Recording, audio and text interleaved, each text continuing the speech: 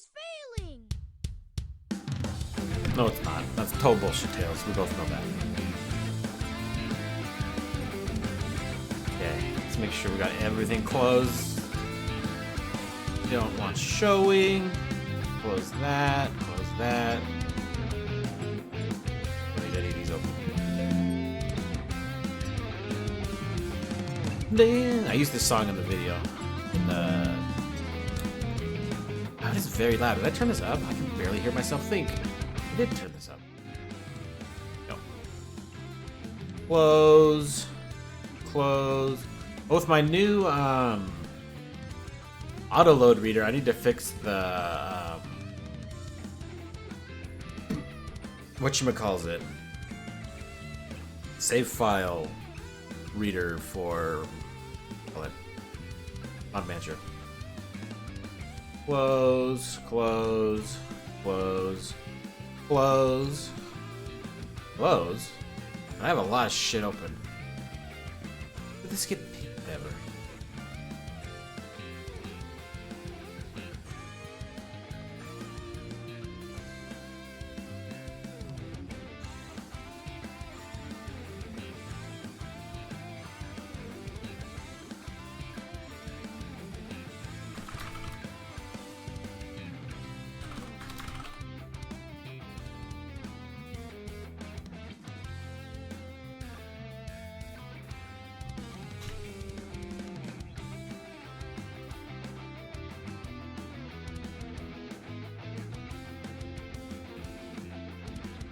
Okay. I was like, oh shit, Halishan's here. It turns out it's just a previous picture.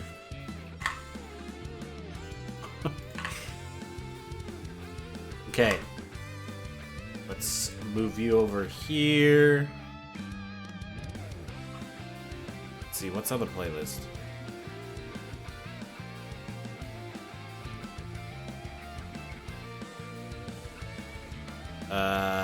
Boy, there's a lot of weird shit on the playlist. We'll have to fix it later.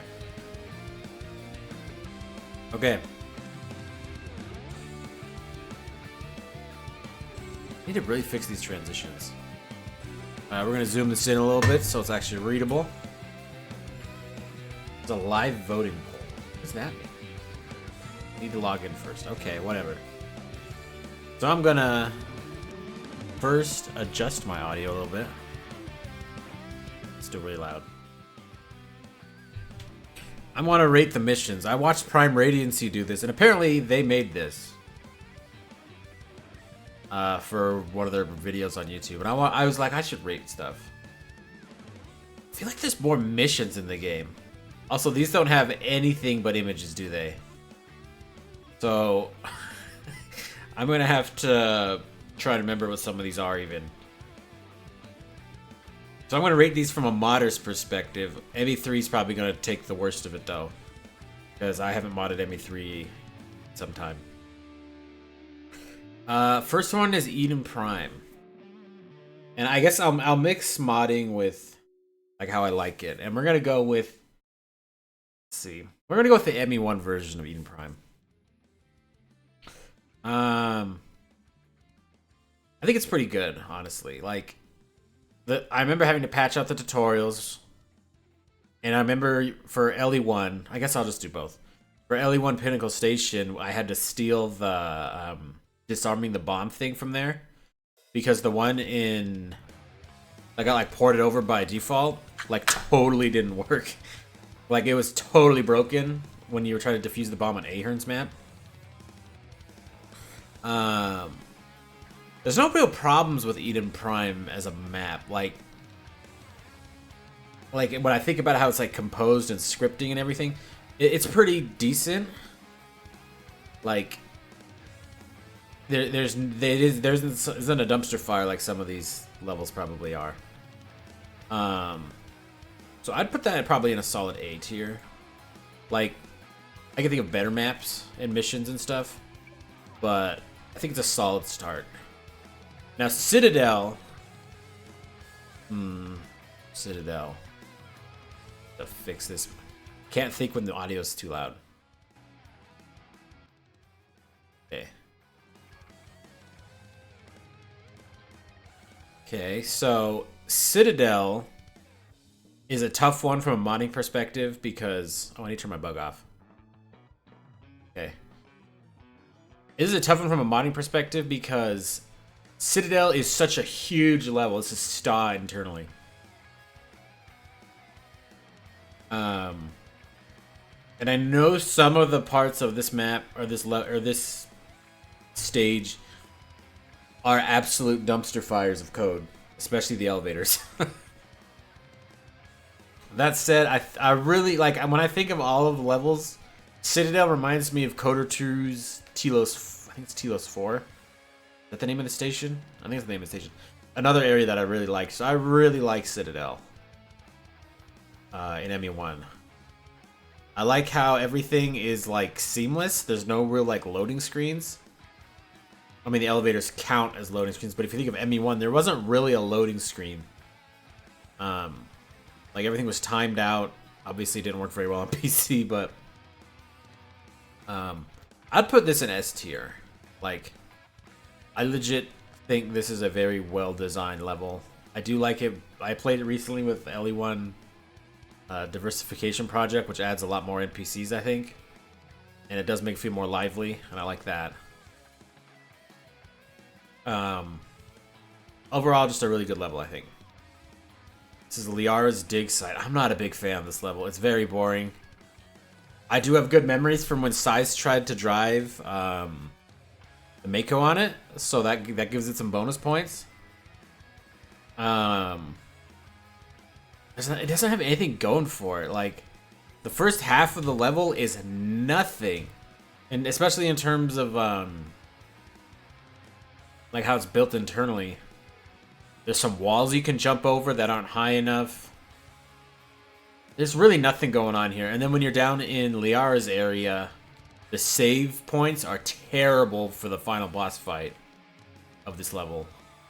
Like, if you die, which you'll do a ton because it's a huge difficulty spike, you have to sit through the world's longest, like, cutscene. You don't just start the fight again. It's like, oh yeah, you're gonna sit through this elevator ride and the cutscene before it. It's just terrible.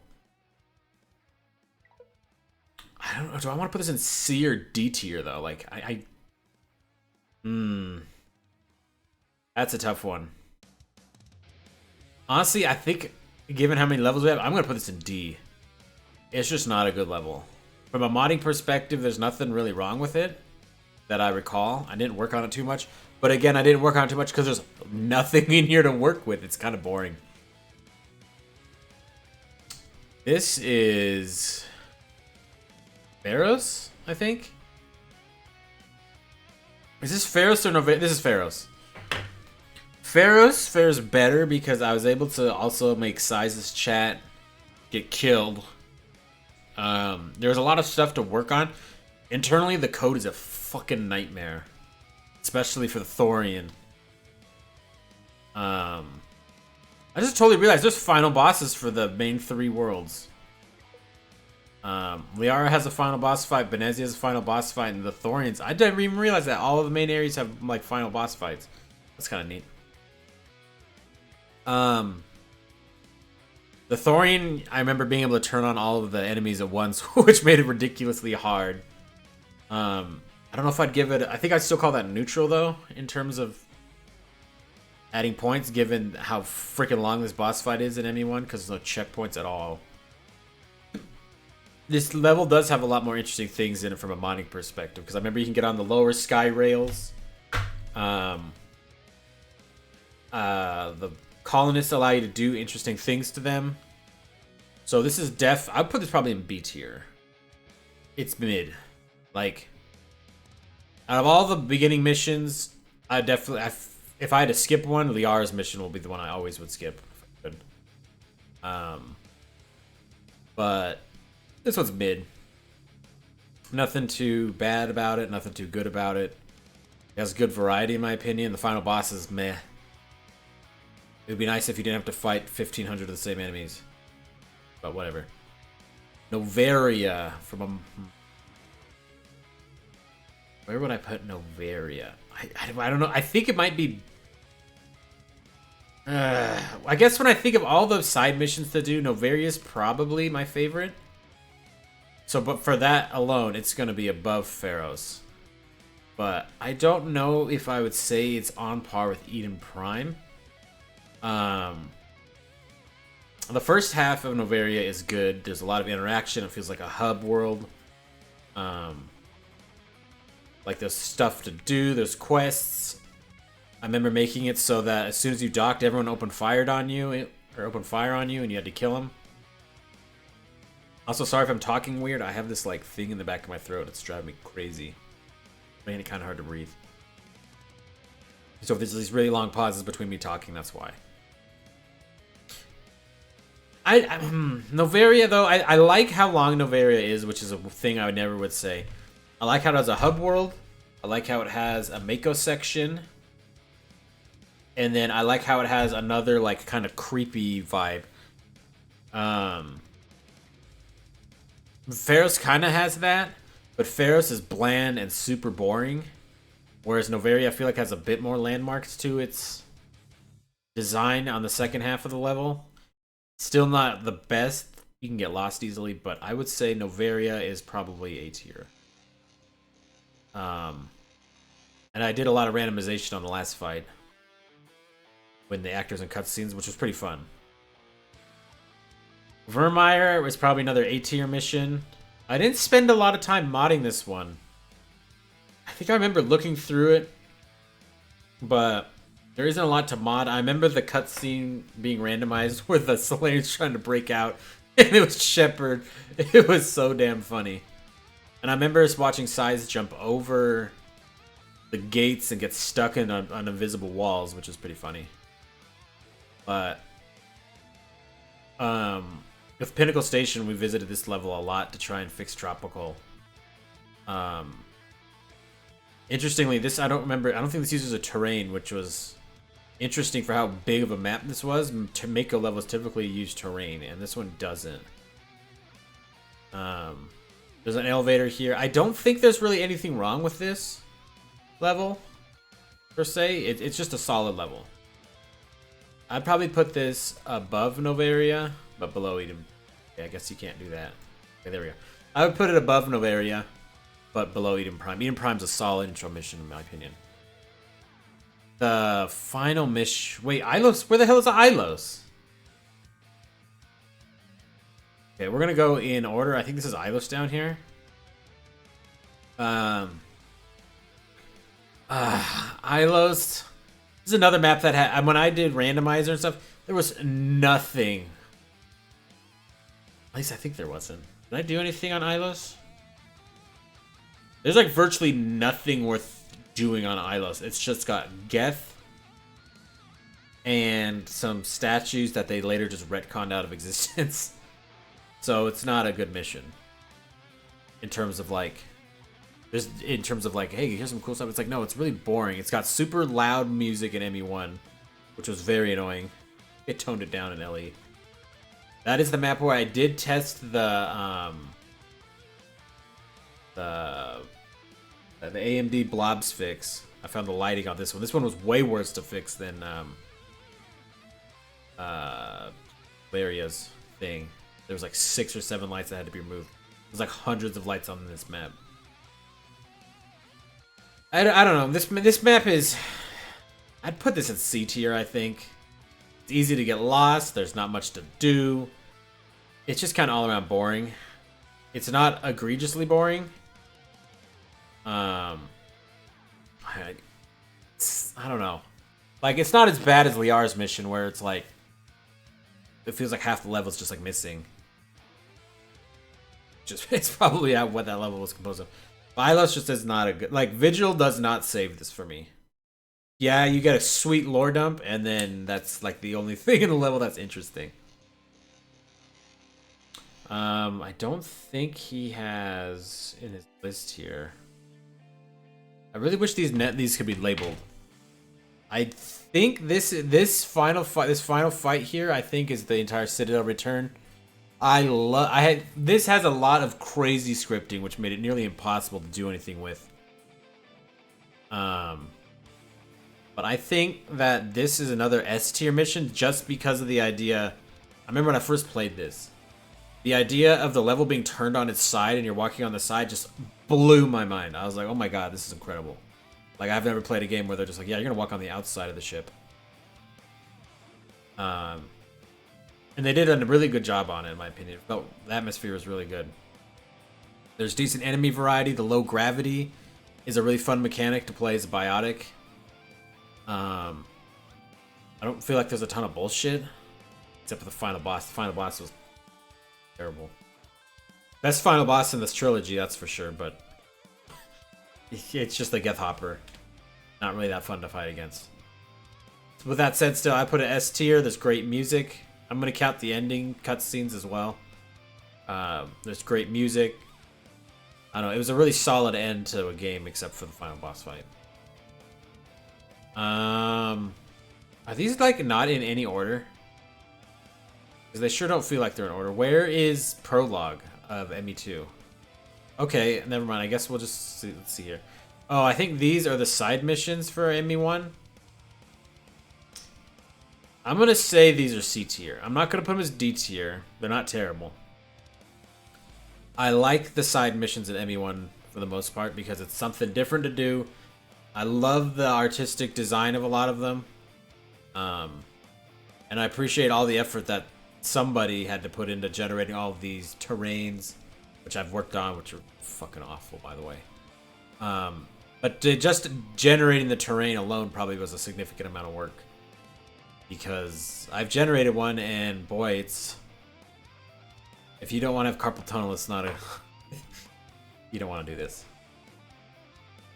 But even with the copy-paste missions, I really like it because it feels like... It gives me, like, small team vibes. Like 2 or 3 people designed all these maps. Sure, it's not incredible or impressive. But it's not bad. Is Bring Down the Sky... Is this... Wait, is this Bring Down... No, this isn't Bring Down the Sky. I don't know where Bring Down the Sky is in here. Okay, we'll do the... I think these are the MSV missions. Or maybe this is like Garrus's Loyalty. I don't know which one this is. These missions are pretty bad in my opinion. I'm going to put them in D tier. I'll put it below Liar's.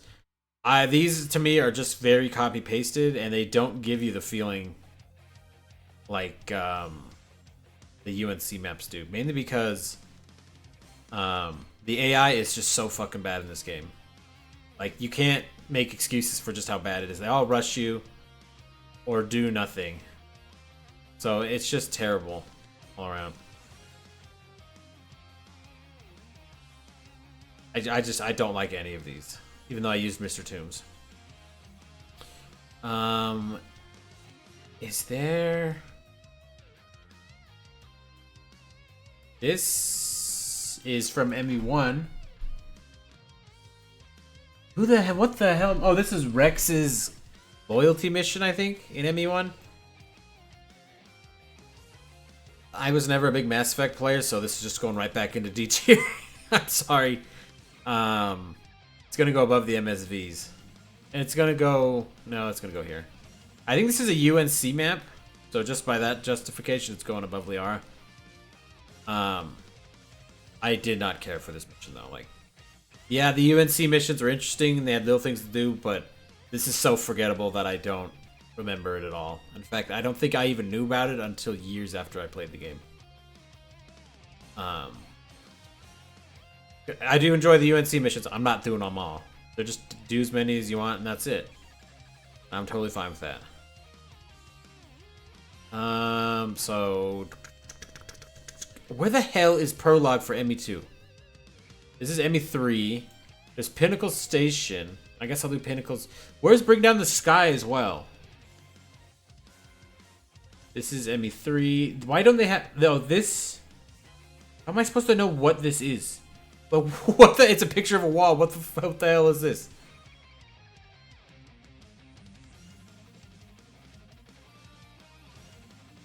Am I blind? I don't even know what mission is this. Is this Earth?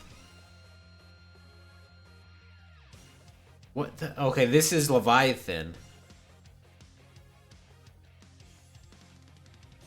I don't see Bring Down the Sky on here.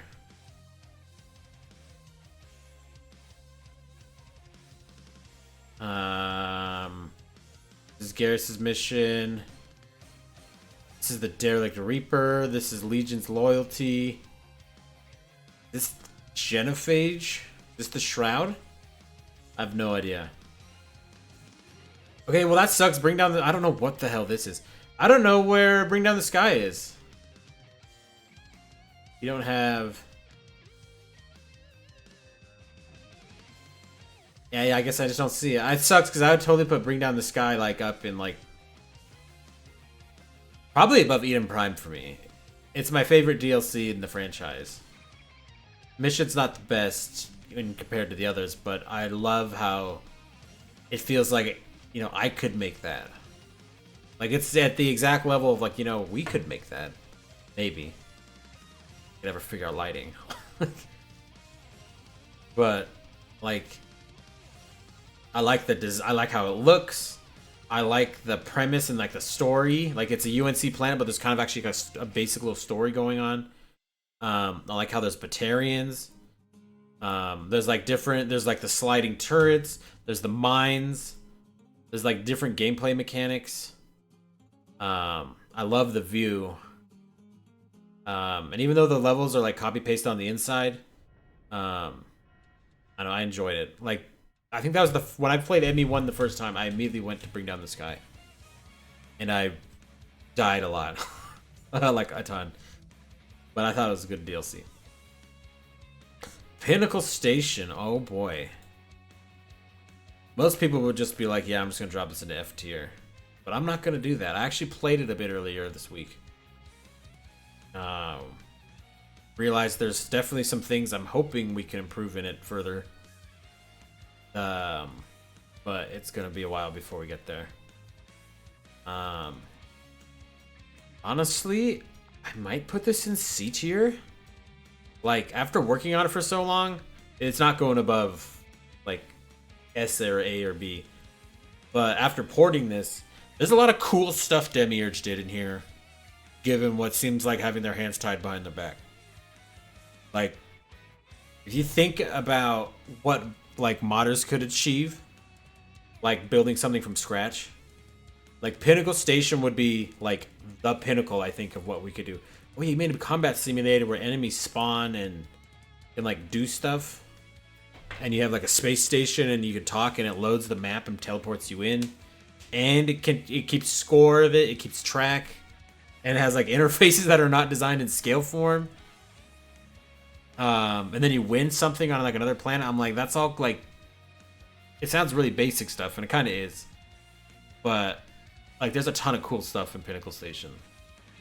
Even though it doesn't really have a story worth mentioning even. And in any of the other Mass Effect games, it would have been way better. Because ME1's AI is just such dog shit, and the combat's just so bad. So I'm actually going to put it in C tier. It's not good. But it's better than people... shit on it for, or at least our version is. ME1's is much less fun in my opinion. So our version, I'd put the original ME1's down in like top of D tier. Our version is in, you know what, I'm gonna put above UNC.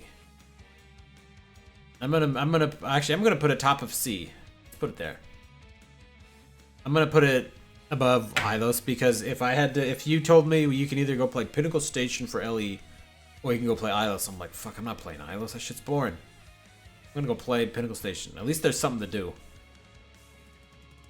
I don't know if this is like the entire prologue or something right here. Vitor. I worked on these levels a ton in LE2 Randomizer. Pro Sir, the first level, is freaking weird. Like, the way it's designed for tracking how far into the level you are is like totally different than the rest of the game. So it's like they did it at a completely different point in time of development. I'm not a big fan of the Freedom's Progress. There's nothing to really do there. And you can soft lock really easy when you're randomizing some stuff. I'm also not a big fan of the tutorial. Vitor is, I guess, interesting, but there's not really much going for the second level. The first level is kind of cool. It's just, to me, it's not a very good opening level. Honestly, it's not the worst. But it's going... I'd play more than Ilos, that's for sure. I'm gonna move Ilos further down, actually. Sorry, I just don't like Ilos. I don't even know what this mission is. What is this? This is a turd. Oh, this is Horizon. I feel like some missions are missing. Okay, this is Horizon. So this is Horizon's mission. Horizon's an interesting map. I remember putting the burger on it and it taking up the entire sky. So much, it was so huge that I legit thought I broke the game because I was like, all the lighting is broken. It turns out the burger was just shading the entire planet. So Horizon's pretty heavily scripted, and I remember soft locking a ton on the Praetorian, which is he's not scripted, but his AI is like super stupid, and I don't like it. He's not flexible at all. So I'd say,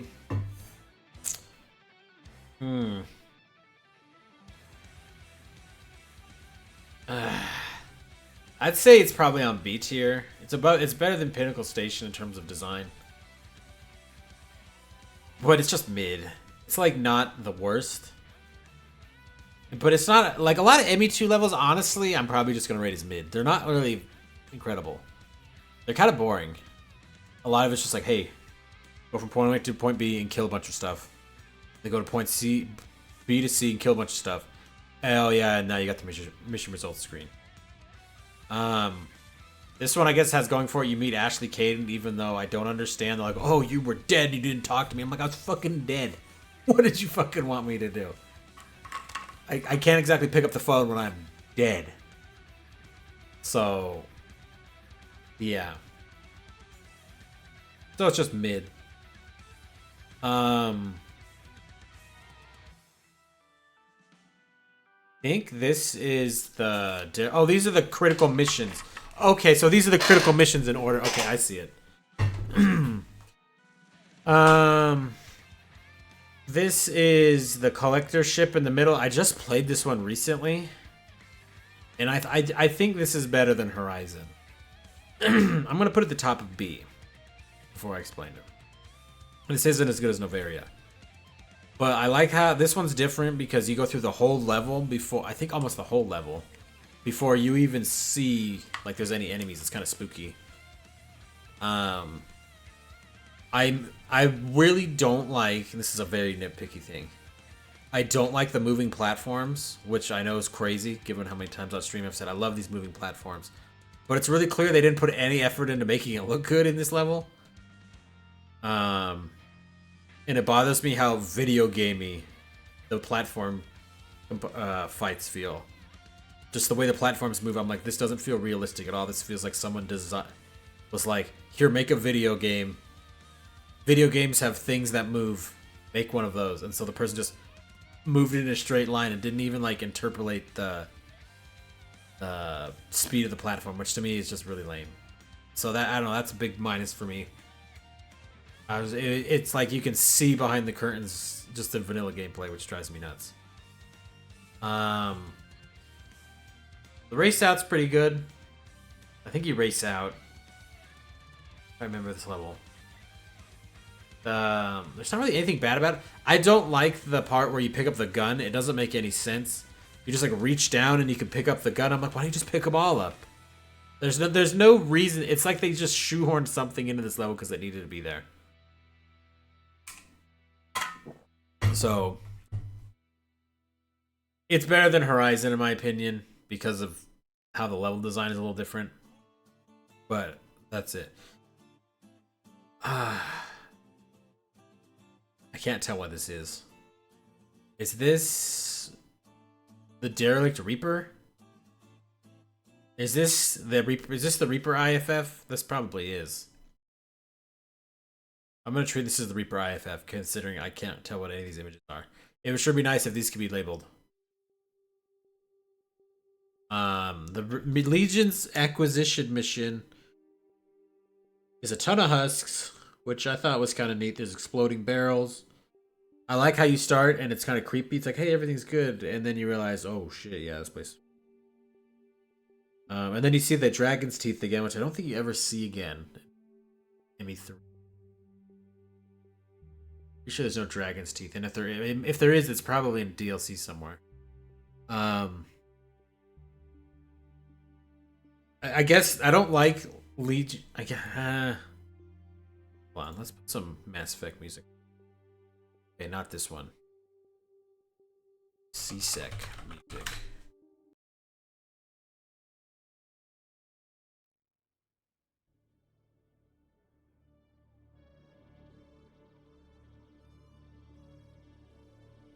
Okay. There we go. That's better. I don't know. Like the final fight, to me, the delay between shooting the core is too long. There needs to be a little bit more of a shakeup in the gameplay.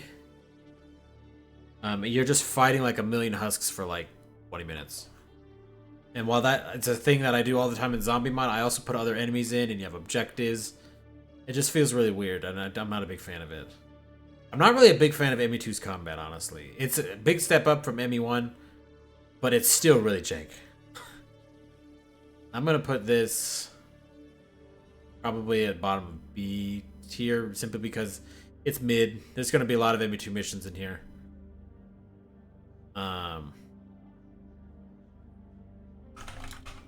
It's meh. Okay. I'll pass. Pretty good. Give me more, please. Okay. It's okay-ish. There, okay. We'll be. It's okay-ish. Okay, so I would say Bring Down the Sky, since I can't find it on this list. I don't know why it's not here. I would say is in A tier. We just gotta remember that. Oh boy, the suicide mission. Everyone's like, oh my god, we gotta put it right there. Put it right there. Oh, I guess I can't. It won't even let me.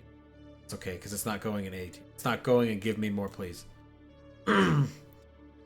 Suicide mission is an absolute clusterfuck sequencing. It's not badly designed. It's just there's like fucking 800 million different things, and I don't like how they stream people in.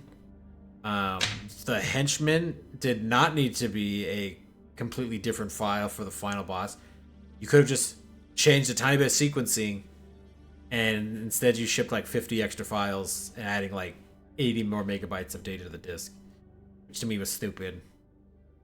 The final boss that's pictured here is fucking unbelievably bad. Unbelievably bad boss fight. And that's going to be a huge negative for this level. This isn't counting the Oculus, the area before it. That's not really a level even. It's just a boss fight. It's just a boss fight, but I don't really think it's even a good one. So that if I had to rate the fight with the Oculus thing, I'd probably put it in like below Ilos. I'm like, don't really care. This, oh god, I'm kind of tempted to put it down here, given just how fucking badly designed the level is. But I'm not going to, because the long walk is pretty good. I'll put it. The long walk's pretty good. The intro to the mission where you gotta do tally in the tubes is. Let's see, it's okay. I guess it's not tally in the tubes, but that's just the defaults. Long walk is good. The platforms after that, you know what, I'll put it in. It's okay-ish. I'll put it above Legion's mission. You know, I'll put it right above Pharaoh's. I'd rather, you know what? I'd rather actually do Pharaoh's more than, to be honest. The platform. I'm thinking in terms of my final design, like what I prefer, and I'm rating vanilla here. The platforms coming in at the end, where you have to go to the area before final boss fight. It's about 400 platforming. Those platforms are so fucking buggy, and the AI on your team is so fucking bad, unbelievably terrible. Like, I honestly don't think it could get worse. It's like it turns them into like ME1 AI. It's that bad. They jump over cover and just get slaughtered because they're too stupid to stay in cover. And I know it's not that mission's fault, but your teammates are just terrible. The fight before the final boss fight, where you're at the final boss stage, has fucking so many bugs in it. I fixed so many of them, and the tube section in that fight is laughably stupid. You kill like the enemies that come. I think you kill the enemies on the first platform, and you can pretty much finish the fight before the next set of enemies even comes in. It's a complete joke. And then the final boss fight. I was just rating the final boss fight. I'd just put it like, I'd make a new layer below I'll pass. It's like you might as well not even have a boss fight, which I guess is what they did in ME3 because they were like, yeah, we don't fucking know. So I guess maybe it's better they didn't, because that final boss fight is just unbelievably stupid and bad.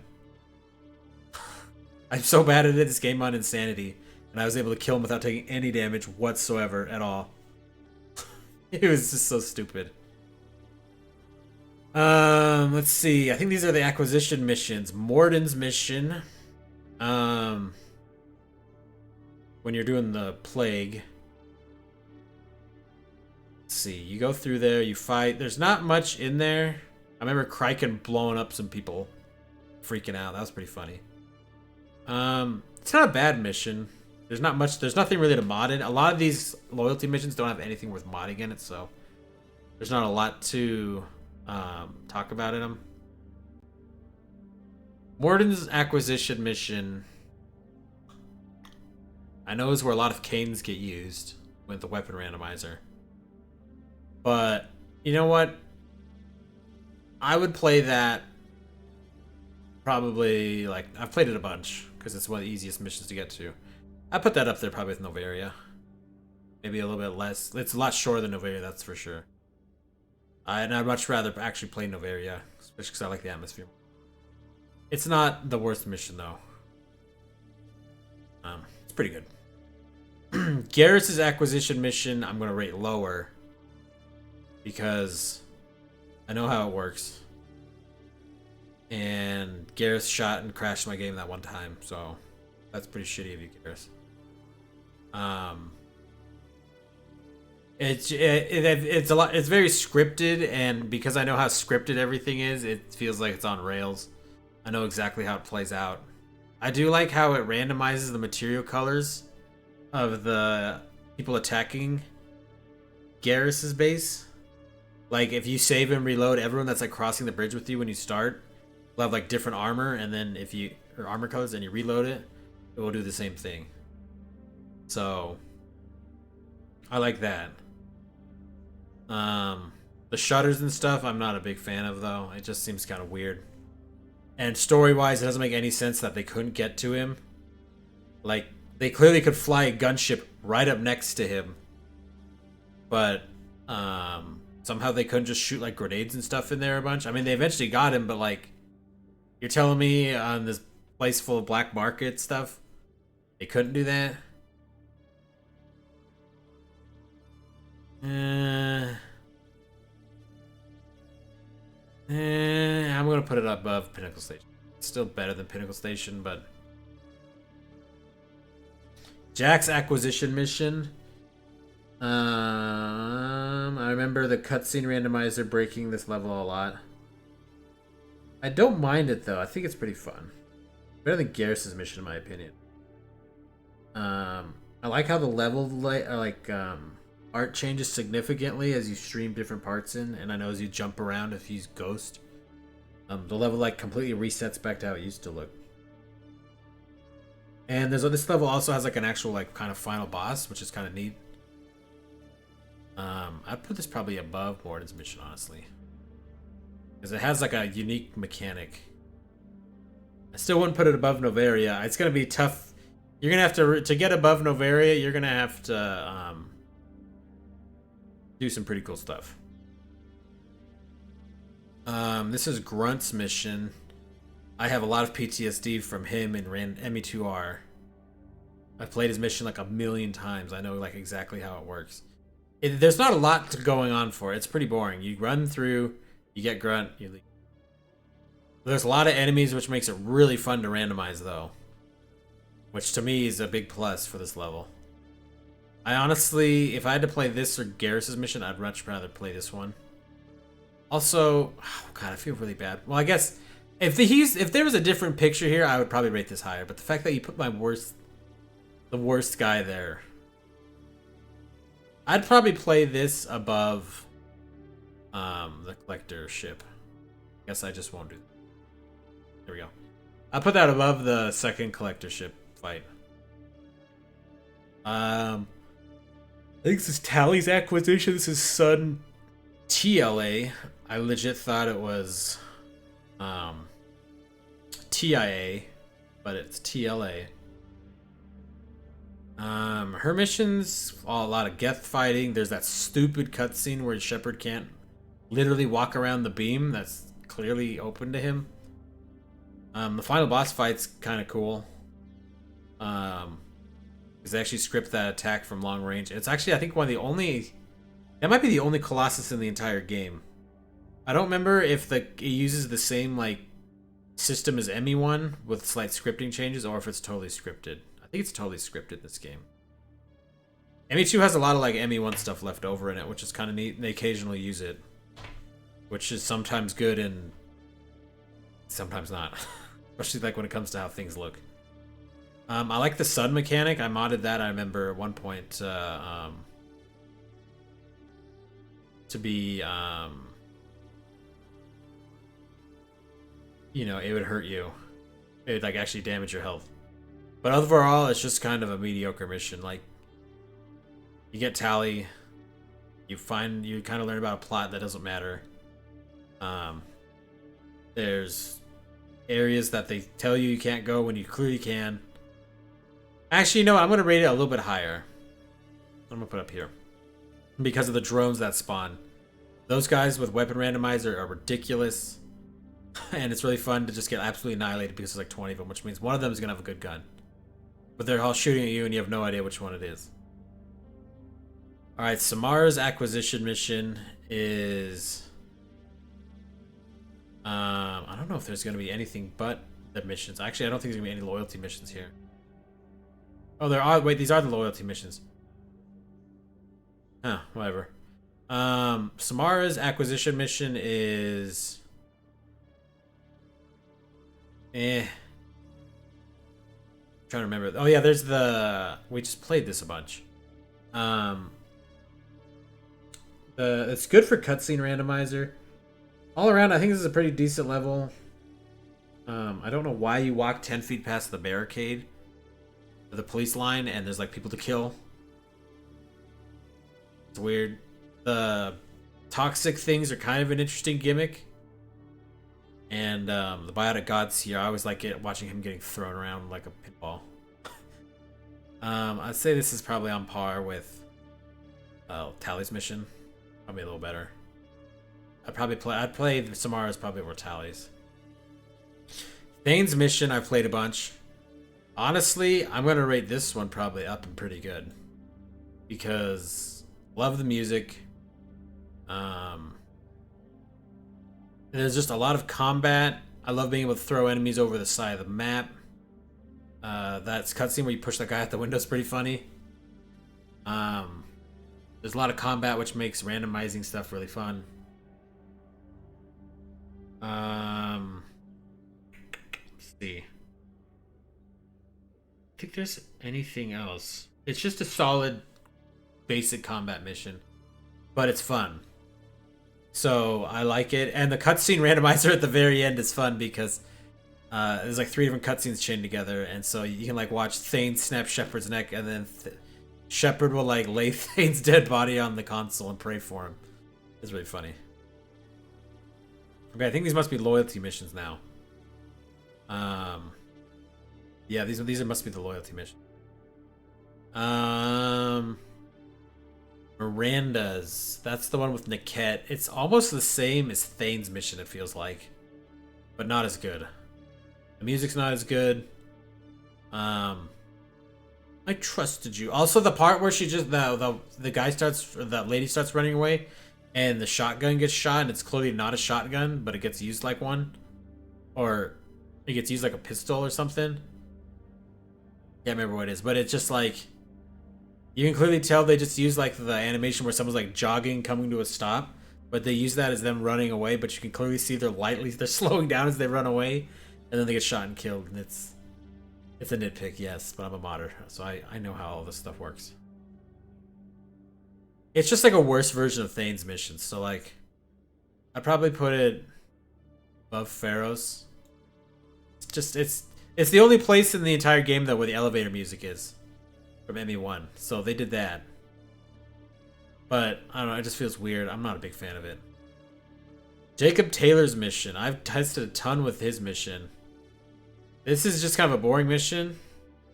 Has a lot of good combat. I have PTSD from trying to debug this mission. Probably gotta put this in its I'm gonna put it below Pinnacle Station. I'd rather play Pinnacle Station. There's not really much going for it. Like with randomizer, it's okay, but under the hood, there's nothing wrong with it. It's just kind of like, oh, combat, run forward, combat, run forward, combat, run forward. So that's about it. So I'm not like a Jacob hate. I hate Jacob on this mission. But from a mission design standpoint, it's just kind of mediocre. Hello. Oh, I'm gonna butcher your name. Pam Talloons. How you doing? I'm here monologuing to myself for a while right now while I try to figure out how I'd rate these missions. Because I want to do something different. Yeah. Thanks. Sorry, my head's kind of stuffed up, so my brain is only half working, which is why I'm not streaming normal stuff today. Let's see. God, what is this mission called? Morden's Loyalty. Why I couldn't remember it. I tested the fog randomizer on this level, which it was pretty good. Morden has a lot of really good lines. The classy antique shop or whatever, I think is one of them. Also, I really like the ethical implications of it, so I think it's pretty good. Honestly, I would probably put this. I'd probably put this like above Novaria. Honestly, it's probably one of the best loyalty missions in my opinion. Jacob's mission is pretty meh combat wise, but the story stuff, yeah, the story. The story for Jacob's mission is kind of interesting. Let me post a link here. You can have the link to this. The story to Jacob's mission's okay. I never really understood it though, because it's like the ship crashed 10 years ago, but there's all these people that are like slaves. Like the women are like slaves to his patriarchy that he's made. But then he's just like, oh, thank God you came. They're trying to kill me. And it's like, but didn't people just try to kill me? Aren't those your people? And you're trying to kill me, and now you're trying to get me to save you? And the story to me didn't make any sense. So I couldn't tell, like, who was the bad guy, or if there even was a bad guy. So in the end, I was just like, okay, well, I don't really know what the hell happened here. I just killed a bunch of people, though. And then Jacob's just kind of like... It feels like there's not a... Jacob doesn't really change based on it. That's not a knock against Jacob, it's just like the mission design is just not really... Like, if they had made like a bigger... If they had made more of a plot twist about like stuff that happened over the years and sacrifices that need to be made. A bunch of survivors, mostly male, that broke off and sort of formed their own primitive tribe thing. Oh, okay. Yeah, cause see, I don't remember when I play this game modding. Most of the times I skip through all the dialogue, so I'm going off of, like the story I remember from like 10 years ago. It's definitely true that it doesn't really change Jacob. Yeah. The last time I actually played ME2, like sat down and was like, I'm gonna sit and listen to people talk, was literally probably like 2014. I'm not even joking. My last actual ME2 playthrough was probably 2014. I even for ME2 randomizer, like I skipped most of the dialogue. And I've made 2 randomizers for ME2 since, and I skipped the dialogue in both of them because nothing really changes in the dialogue except for the faces. Jack's loyalty is actually funny that I just mentioned that. I didn't skip most of the dialogue in this one. Oh, I haven't played it dozens of times though. Like, I've played ME, like if I count how many times I've actually just sat down and played through the games like a normal sane person would.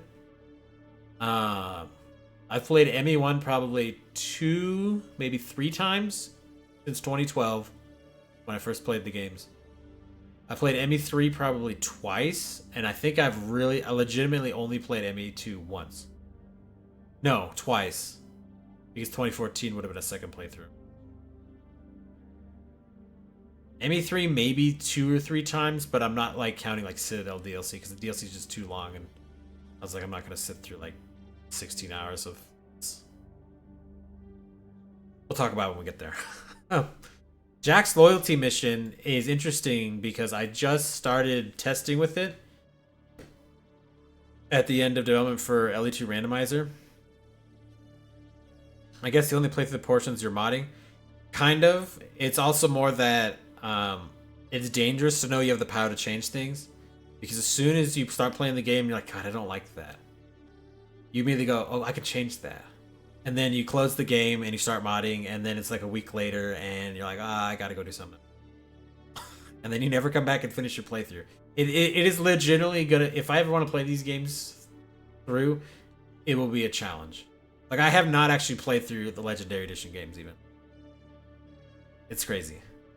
Like, oh, you must... I always when people come here like, you must love these games and play through them. I'm like, dude, I haven't played through them in like 10 years. I'm like, I played way more multiplayer than single player. It'd take years to get past that.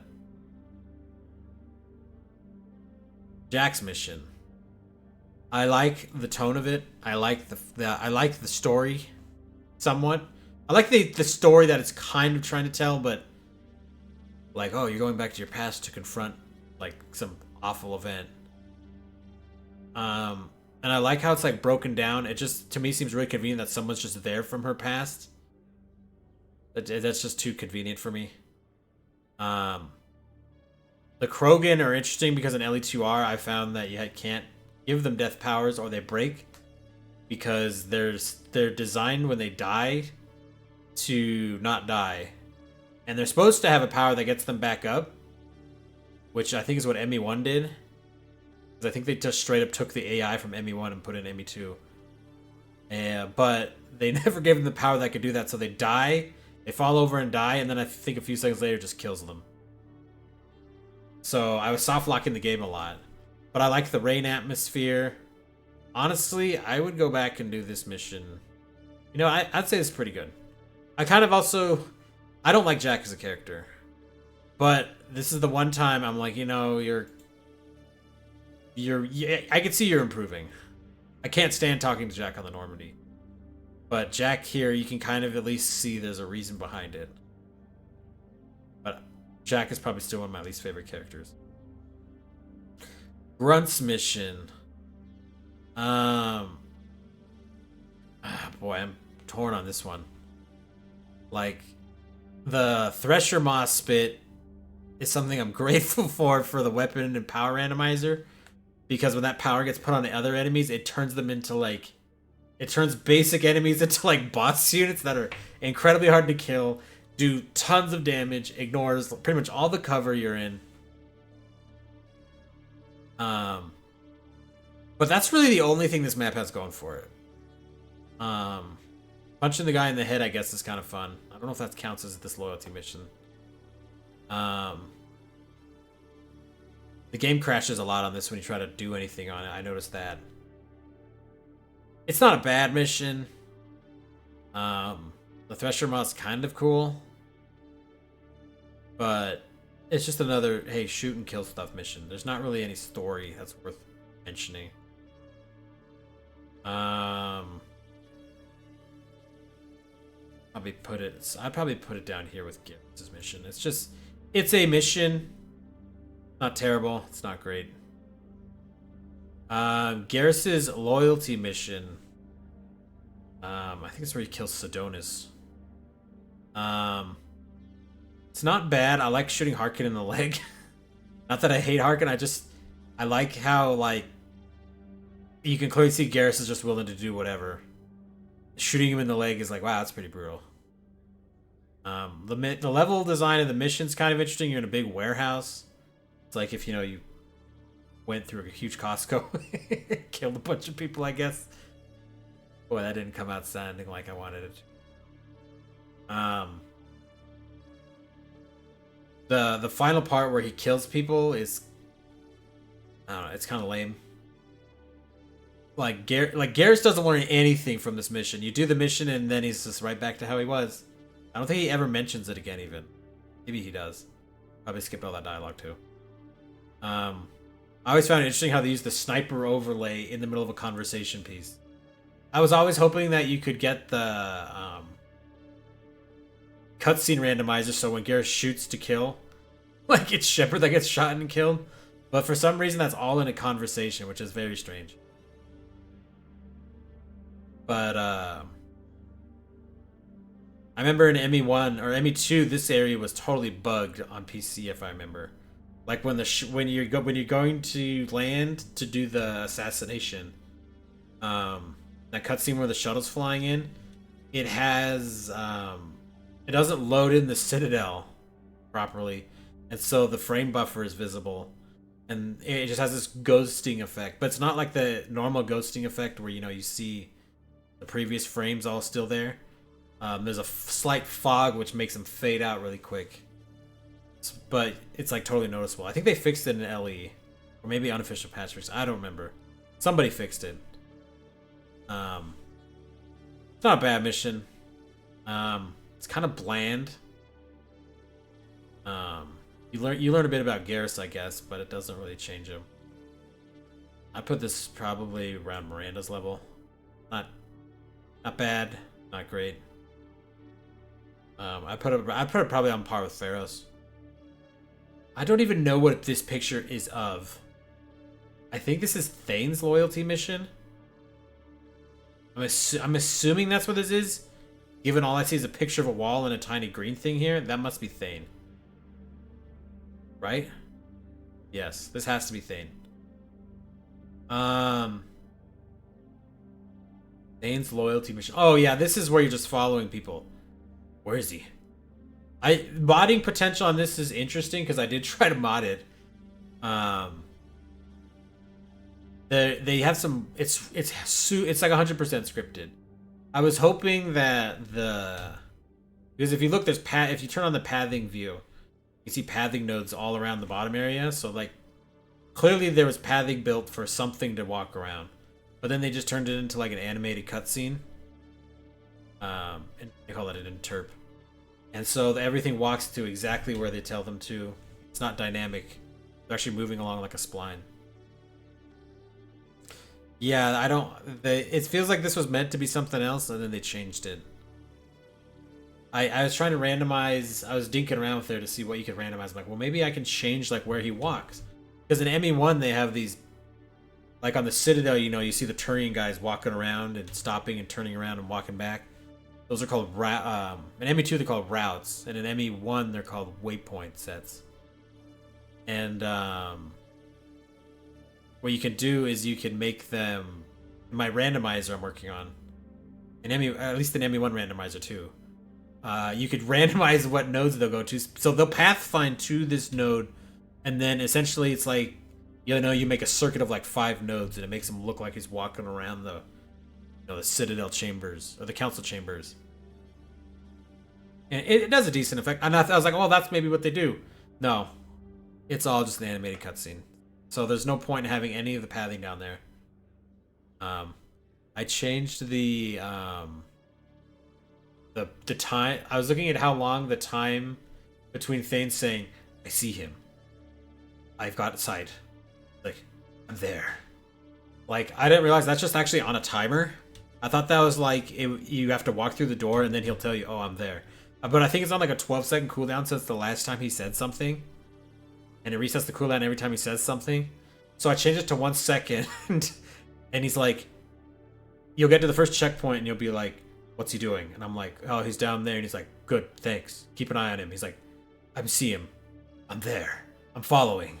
He'll just keep talking. He just keeps talking over like endlessly. It's hilarious. I should have recorded it. It was really funny. I was trying to see if I could make it like different so like the timer was faster, because it gives you this like ridiculously long timer to update Thane. And I noticed when you sit there, like he gets angrier and angrier. He's like, "Do you see him? Shepard, I need eyes on him. Shepard, what's going?" He'll get like really angry and then he just lose. And I'm like, what the fuck's the point? He's still standing right there. It's such a dumb design. Like, you have to try to fail it, which to me is just dumb. Like, I'm putting that in, I'll pass. Honestly, I'm gonna put that probably as one of the worst missions. There's no point in playing it. The other thing I remember is in ME2, not LE2. I did fail without... Well, did you just run away? Did you just run past and go out of range? Because I can see that happening. Because they don't do a good job saying, "Yo, you have to stay next to him." And there's no reason you have to because it's scripted. It's not like "Oh, I see you up there." I got bored and stopped paying attention. I couldn't find him. Yeah, I can see that. It's kind of dumb that they have this huge area designed and then you can never go visit it.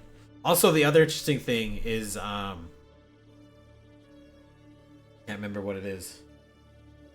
In ME2, not LE2, but in ME2's design of the level, I think it's in the area where you get out of the shuttle car, and you see Thane standing there like praying, and then the two people walk across, and then he disappears from the scene. I like that. That was done really well. But in ME2, out of sight of the camera, they have like a version. I think it's Car could totally tell me. It's like, I can't remember if it's a Drell or a human, but with like Drell eyeballs. No, it's Thane's mesh, I think, with a human head for some reason. And because Thane's like body mesh has like part of his eyelids on it for fucking who knows why. He has like these like little lime things over like the sides of his eyes, and it looks so dumb. And it's like, who the hell put this in here? I think it was there to preload the mesh into memory. But I'm just like, someone had to make this cursed image or cursed asset. And it's just there. You never see it, but it's like, why is this here? Tally's mission.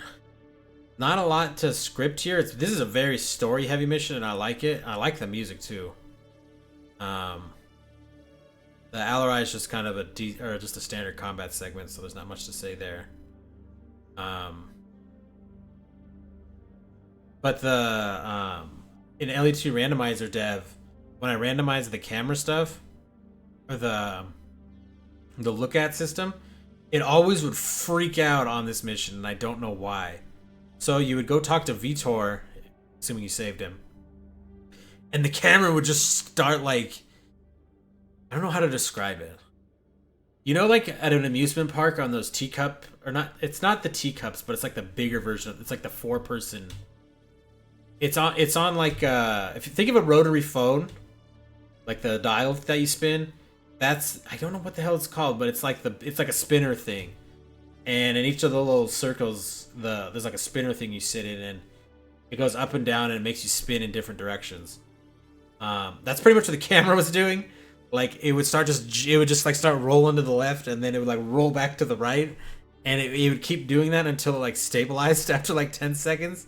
And I was like, I don't know what the hell's going on. I've never seen it rotate the cam. I think what was happening for some reason was the camera bone, which is a thing because it's where the camera attaches to Shepard, like behind them. um, was what was looking around for some reason, and I don't know why it's only on this level. But like, so the camera would turn to look at something, but Shepard wouldn't move. So you would like lose control of the camera. It was really weird. Although otherwise, this is a pretty good mission. I like it. I put this up there with. This is a good mission for story reasons, not really for combat reasons. It's okay combat wise. I remember my testings of ME2 randomizer, LE2 randomizer. I got the fucking worst guns on the planet with weapon stat randomizer. Just gave me such trash. It's like, hey, you want a predator that shoots one bullet, does 5 damage, and takes like 5 seconds to reload? Here you go. Meanwhile, the enemies like getting flamethrowers, and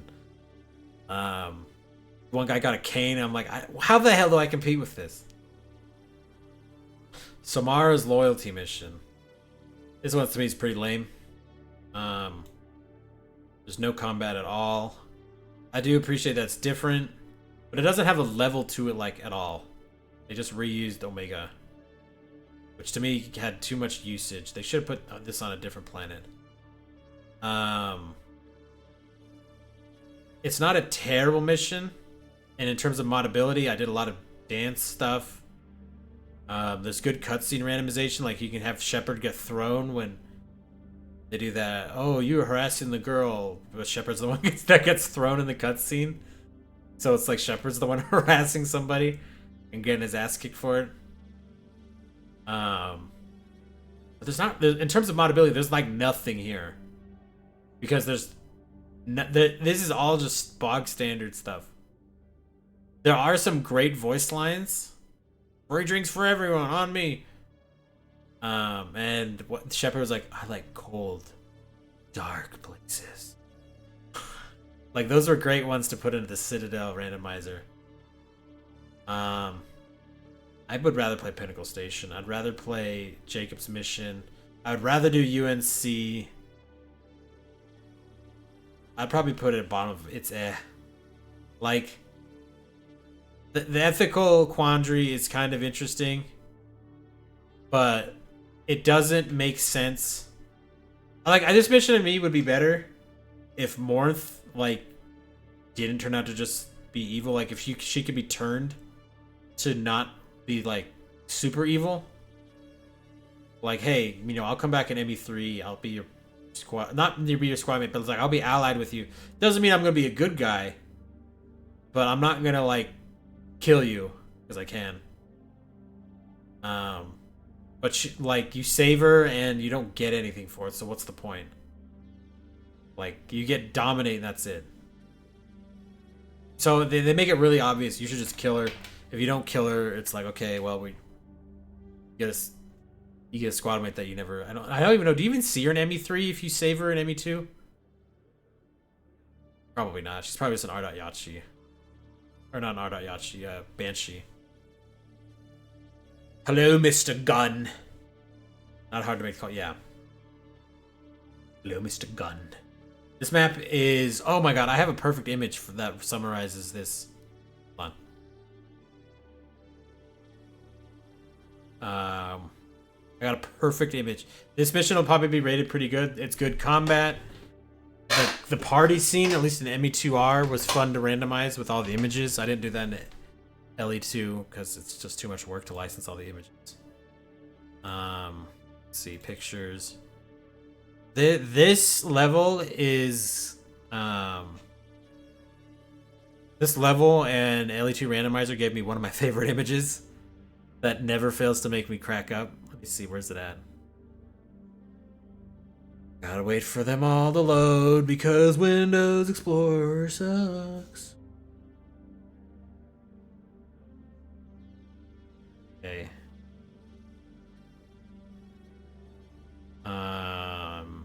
I've taken a lot of screenshots. Okay, here we go. It is... Here it is. This image is called... I titled it Greed. This image is so fucking funny to me. Because the text saying, this is Vault, very nice. And his fucking face, if you could just like... If someone could just Photoshop dollar signs over his eyes. That would be just the best. I need to edit this and make it into a sticker on my Discord server. But there's so many good things from this mission. Like, the fight in this, and especially with Randomizer, the fight in his vault is hilarious when everyone's using, like, highly destructive weapons. Like, this guy's gonna detonate, like, a nuke. There's, like, so much crazy stuff in this level. Like, it's just funny to think about, oh yeah, I'm gonna blow up this guy's vault. It's really good. Obviously this one's rated higher also because it's a DLC mission, and they actually felt like they put a lot of effort into making it. I mean, they had to, you were gonna pay for it. When I play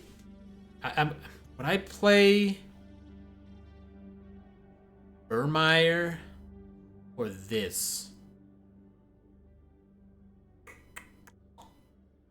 I really like Virmire's atmosphere. Like, Virmire is just a really well done level of mine. As long as you don't look at the backing code. I'm sure if Vegs was here, he'd be like, yeah, fuck that. Yeah, let me tell you the spaghetti mess back here. I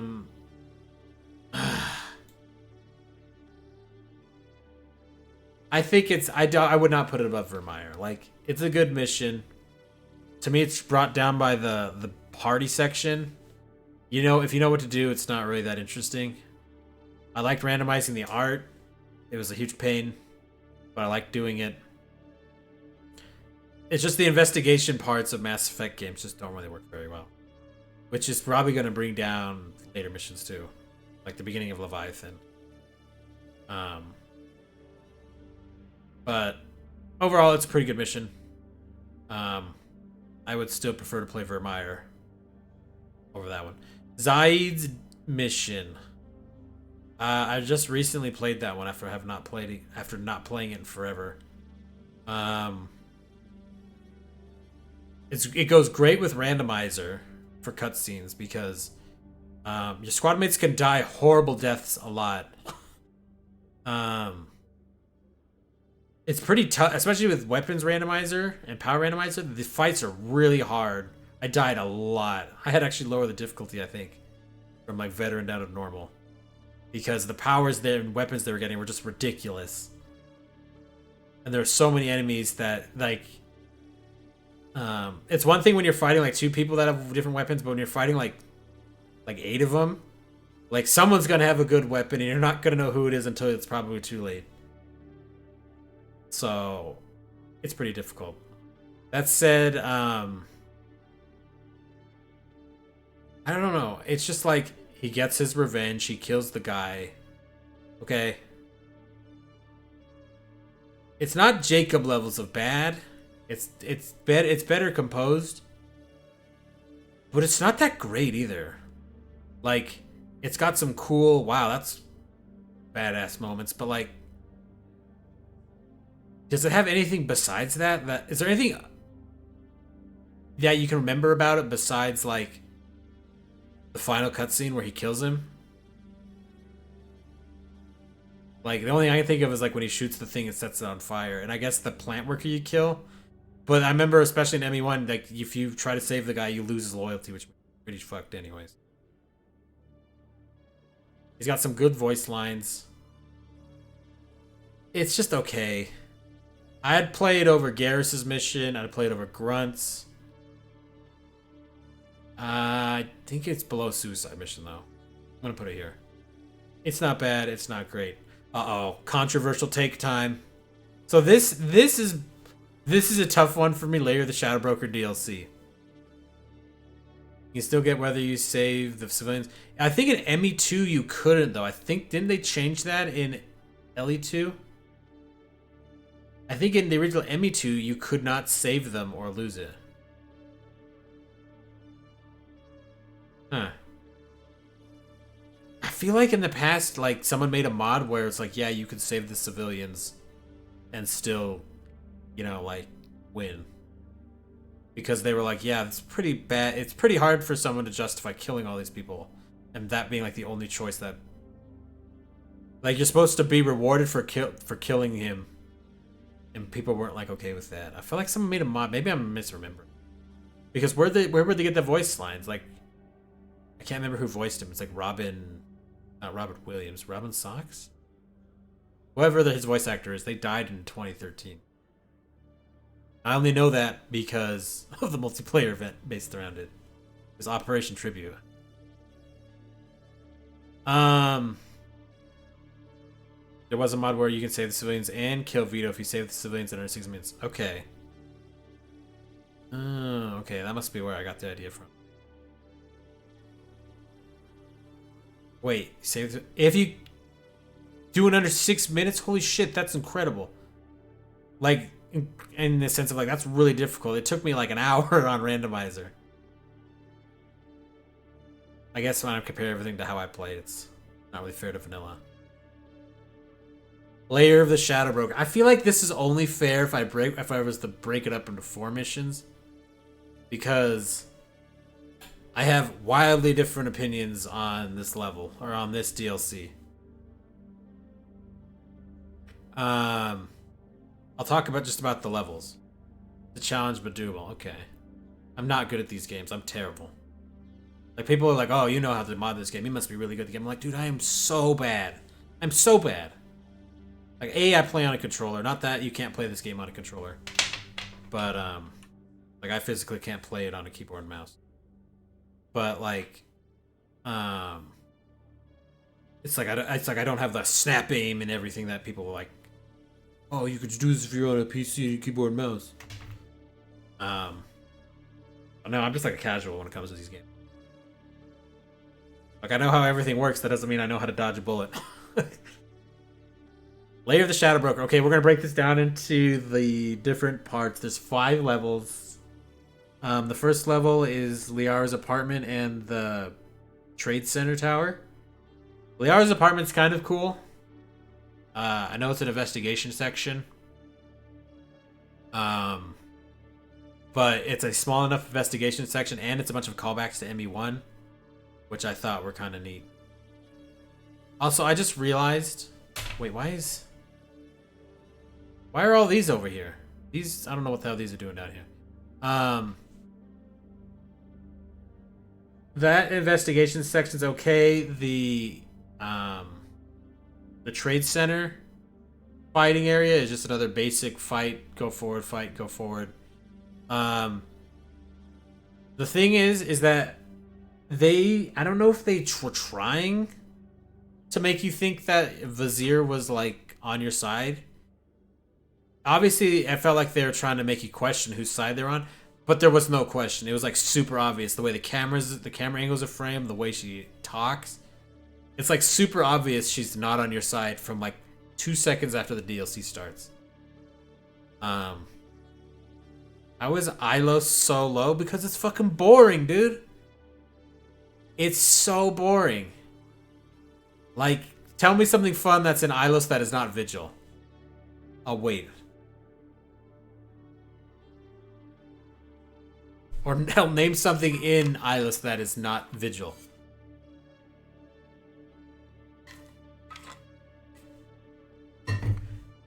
The first level's okay. The conduit at the end, but that I mean that's like how much of the mission? That's like 5%. You drive into it and you're there. Like, I guess. I mean, you're just driving the Mako into a cutscene. The conduit, in my opinion, is way more cool because it's in the final mission rather than it's in Ilos. Anyways, the first level I would probably of Shadow Broker, I'd probably put in, I'd put it in pretty good. Like, I'd probably put it right about here, right below Novaria. The second level where you fight Vizier and all those people will come in on the things, I would put probably at a lower tier of pretty good because I don't like Vizier's boss fight. And it's not because it's bad, but it's because I know how it works and I'm just like, oh my god, you could do so much better than this. It feels very video gamey. Like she's teleporting around, like unlike anyone on your team or you can do. Story wise, it's huge. Oh yeah, I'm not discounting the story of Ilos, but it's like it puts me to sleep because it's just like a huge lore dump in the middle of the level, and then it's like the rest of the level doesn't mean a damn thing. It's like you could have made this a cutscene, and it would have given me the same amount of information. If they had dispersed it out across the level, I think it would have been more interesting. Or give me some information about the Protheans' lives back then. But you don't really learn anything about them. Except for from Vigil. Hey, the Reapers were evil. Okay. The third level of Lair of the Shadow Broker, I would put probably in Give Me More Please. That's where you're on a Hagalaz on the outside of the ship. And I just love how it looks. I love how the enemies go flying. I love how you can shoot the towers. And there's lightning bolts that take them out as they fly. And they go off in the wind. That's where Stretch Armstrong came from, that clip on my Twitch channel.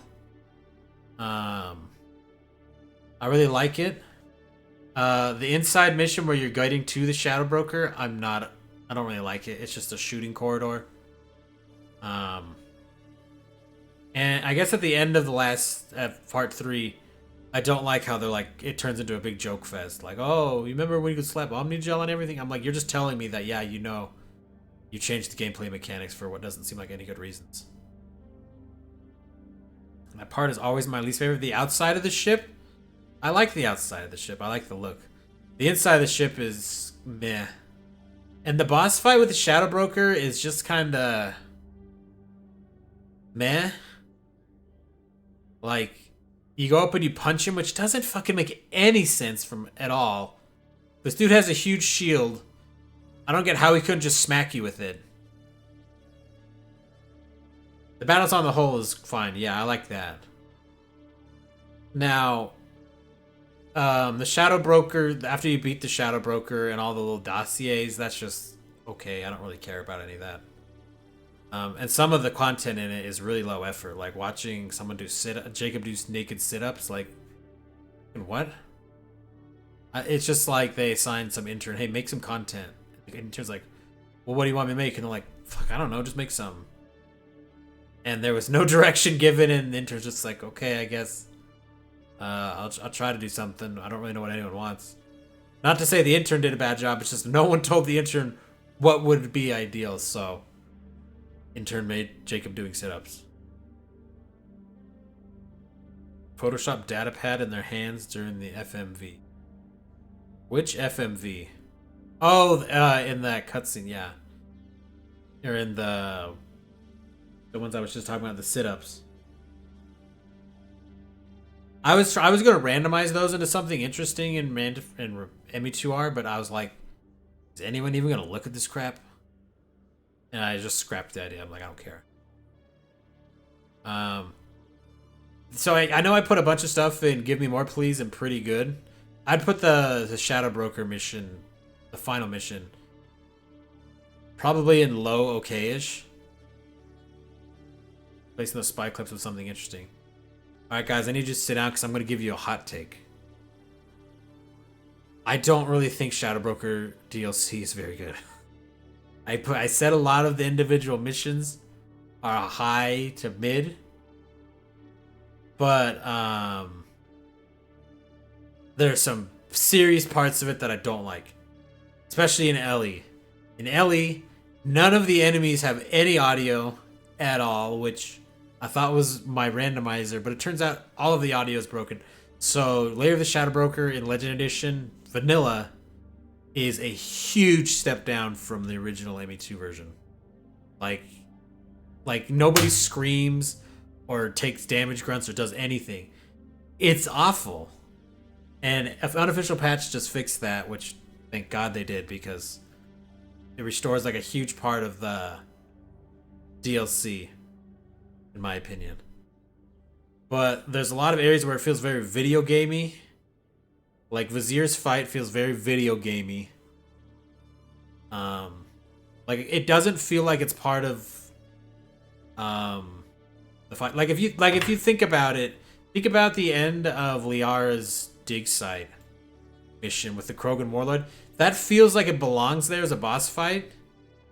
But Vizier's just kind of doesn't really feel like it. It feels like it stands out too much as a boss fight. Like, she's clearly wounded, and then she's like super strong, flying around all over the place. You shoot her like 8,000 times, and then she dies. But it's like, you get shot 2 times and you're dead. So, I don't know, it just feels weird. I don't like the Shadow Broker fight very much. I don't know. Oh, and the biggest thing is that, like all the ME2 DLCs, your squad mates mean nothing at all in any of them. You go to the final fight and your squad mate just gets tossed aside. And that's it.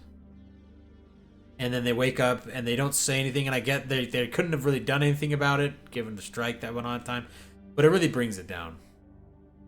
So honestly, Lair the Shadow Broker, I think it's just going to be an okay-ish. Like, it's better than the Reaper. Is it better than Suicide Mission as a whole? Yeah, and it's better than Pharaoh's, that's for sure. It's better than these. Boy, putting it below Uvenk's mission is kind of... I'll put it at the top of it. It's okay-ish. It just has a lot. It has a lot going for it, but the problem is it also has a lot of stuff going against it.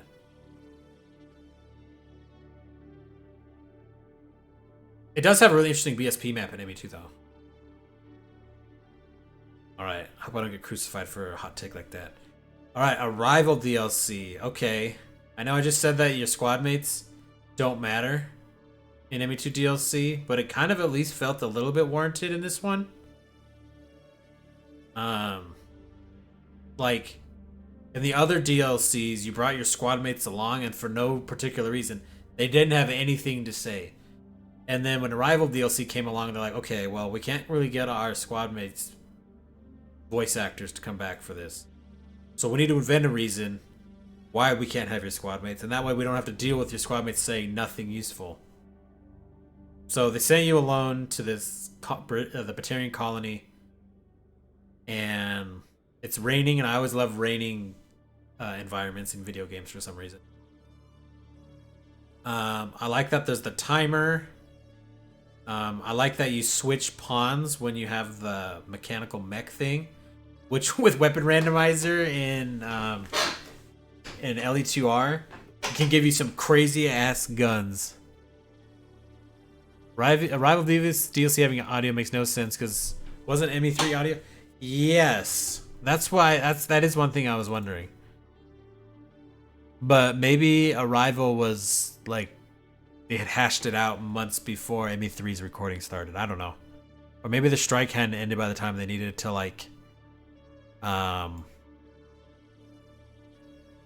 Maybe they hit like we don't know how long the strike's because if I remember the strike went on for a really long time. Maybe they were just like, you know, we can't wait around and hope that, you know, the squad mates are back. Or I don't know, maybe it just costs too much to have all those voice actors come back. So, I don't know. I'm waiting for my images folder to load so I can show you something cool, but Windows takes forever to show the thumbnail preview. It's like one, and I have like 5,000 pictures. I have a bunch of screenshots for an upcoming video that I want to make. My God, Windows, come on. Here, we'll bring that up. I have the burger. There's the one burger for the stream. Anyways, I guess while I wait for this to load, I really like Arrival DLC. If you break it down by act, and actually I can't remember because they did all the acts out of weird order. The first act is kind of neat. Kenson has an unused armor that I found that I think Carr made into a mod or something in ME2. And I remember in ME2 Randomizer, the method that enabled it was called Make Kenson Cool. And I made it so Kensen had randomized power stats because you couldn't actually edit them. So I made it so she could rank into a bunch of powers that she could never normally use. I feel like the combat in the level is well designed. Like, the enemies come up on elevators. You're on elevators. There's a bunch of little gimmicks in the first segment. The second segment has the fight where you pretty much are meant to lose, which I thought was cool. I don't know if I've ever beaten that on any higher difficulty than normal. It sucks that they got rid of the achievement, but I know why they had to. It's because of console platforms. BioWare didn't really have... They could have maybe cut a different achievement, but... I get why they had to cut a bunch of achievements. I like how they actually has like actual elevators that are not load screens between floors, which is something that I really don't like in ME2. I also like how you go through the facility and everyone's like friendly and nice, or they're not hostile. And then you can see in like the third or fourth act or something, you have to fight your way through the same thing, killing everyone, which I thought was like, that's pretty cool. And then my favorite part, I think in all of ME2, is the fight where you're outside trying to get to the shuttle. And the relays actually, it's not just like in the distance, like the relays actually moving towards you very slowly. And I remember in ME2R like changing how fast it approaches so you can like make it really hard by making it take only like 2 minutes. And I remember, well, we just got depressing music. Yeah, I don't want to listen to this for an hour. We're gonna do this for an hour. Check the Arrival files and their cut post-processing volumes that were labeled flashback. Well, I mean, there's a couple of stuff like that. There's one, remember, where Shepard like has the vision that they've shown the video of like 8 times. I think the audio is a little bit loud. The video is much louder than the last one.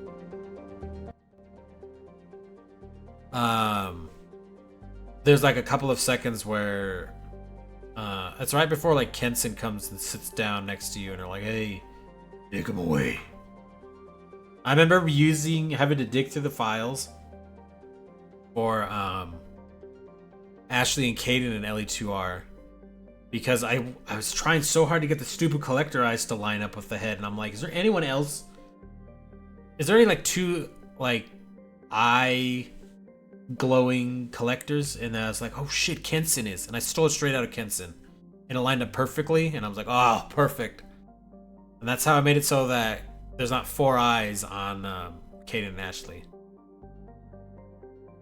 Honestly though, I really like I put this up here. I really like Arrival DLC. Like, I love playing it. In fact, I ported it into UDK at one point and then crashed UDK trying to do anything in it. I have pictures of stuff, but where the hell are they? Here they are. Another reason I like Arrival DLC is when you take over the mech thing. Damn it. I resized the window and Windows Explorer's like, you know what, I'm just gonna not show anything. You can use the weapon that got randomly assigned to you. And because you can always infinitely respawn, you can just keep respawning until you get better guns. So I got the Oculus Beam, which I'm surprised I could even aim. But this is just like a weapon of mass destruction. Like, if you look, you can see like draws, like decals on the walls, and it just slaughters everything that it points at. It's so much fun. It's hilarious.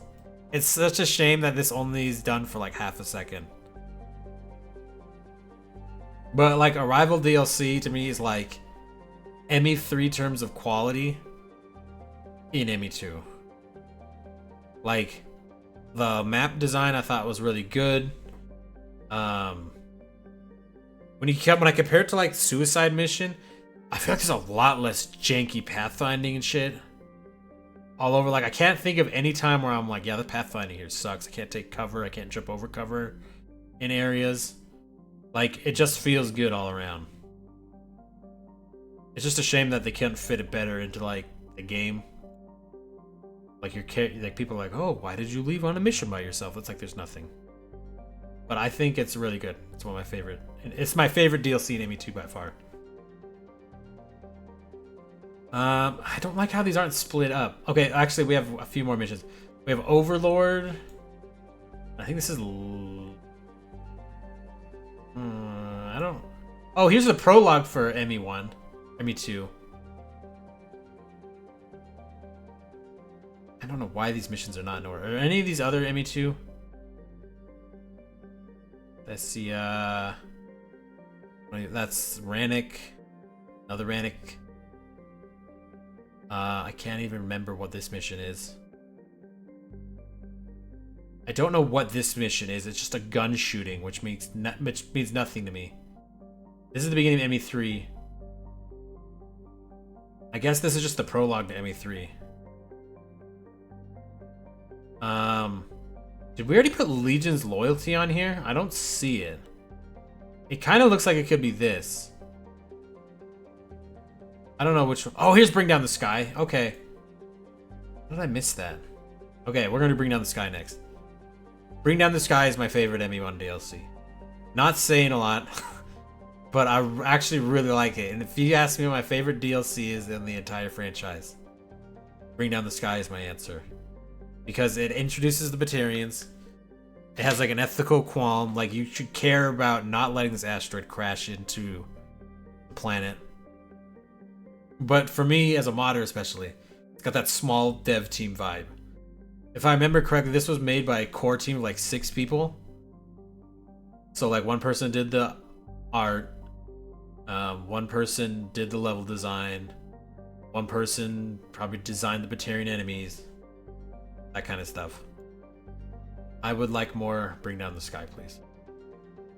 Like, by no means the most fun or good DLC, but in terms of, hey, I could do this.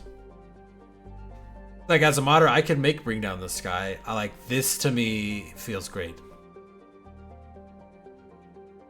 They had a base game version of Bring Down the Sky, but they cut it and used a bigger team for the DLC. Yeah, I remember it's UNC 52.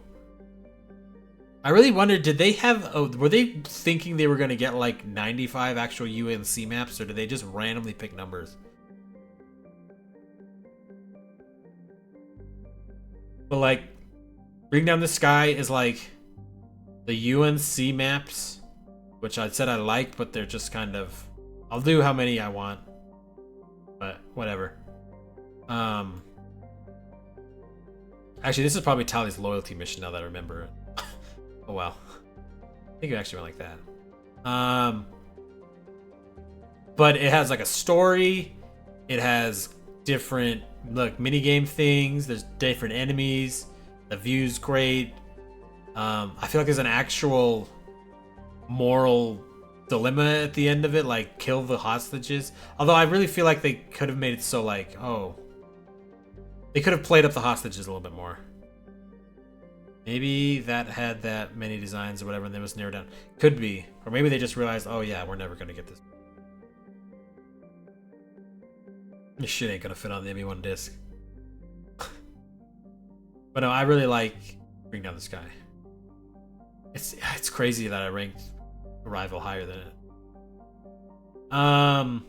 Overlord. Oh boy, I have real mixed feelings on this. Overlord is interesting story-wise. Graphically, it looks nice. It's brought down heavily, in my opinion, by the Hammerhead, which is just like a really crappy Mako. Mako was fun, in my opinion, because it took skill to drive it. I mean, it wasn't good at driving, but the Hammerhead is a weak, flimsy, like, it's like pretty much the equivalent of aluminum can in terms of strength. But I don't know, running over the cows, I guess, is fun. The collision in LE's version is just fucking terrible, unbelievably horrible on the big open map area.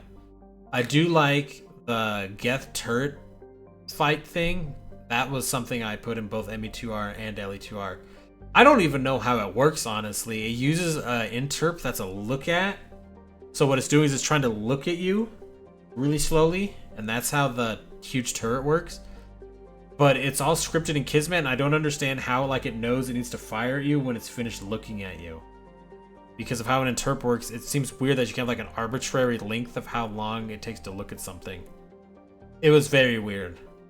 I'm not even sure how they did it. I remember randomizing the colors was fun. I really wanted to make it so Shepard ragdolled in the elevator that goes up and down, but then I realized that Shepard never survives that kind of a ragdoll fall from that height. So you would be dead. Yeah, Overlord feels more ME1 than ME2, but I feel like the biggest problem for Overlord for me is that your squad mates don't say anything. Like, it doesn't make any sense to have hired like or have like Jack with you, and Jack's like helping move these dead bodies. Like, why the hell are they doing that? I mean, I get they're doing something nice, but it makes no sense. Especially because they don't talk. Like, if it would honestly be better if your squad mates just weren't there, like in Arrival. I don't know how they would justify it, but the fact that your squad mates don't talk is a huge negative for me. I remember playing through it, and there's remarkably little dialogue. I think you only talk with Archer. And he only... Not Archer, what's his name? Gavin? David? Gavin Archer, I think. Gavin's the first guy you talk to. But like, he says, oh, I'm sorry I did this. I'm such a bad person. And it's like, okay. Is there any more to your personality or who you are than this? And it's like, nope. So I don't know, it's not bad. The music's pretty good. The final boss fight's weird. I really like the enemies that spawn, and when they die they have the visual effect. I think that's really cool. I would love to see that in other games. They did it in Combat Simulator, but otherwise, yeah. I'm not a big fan of this DLC.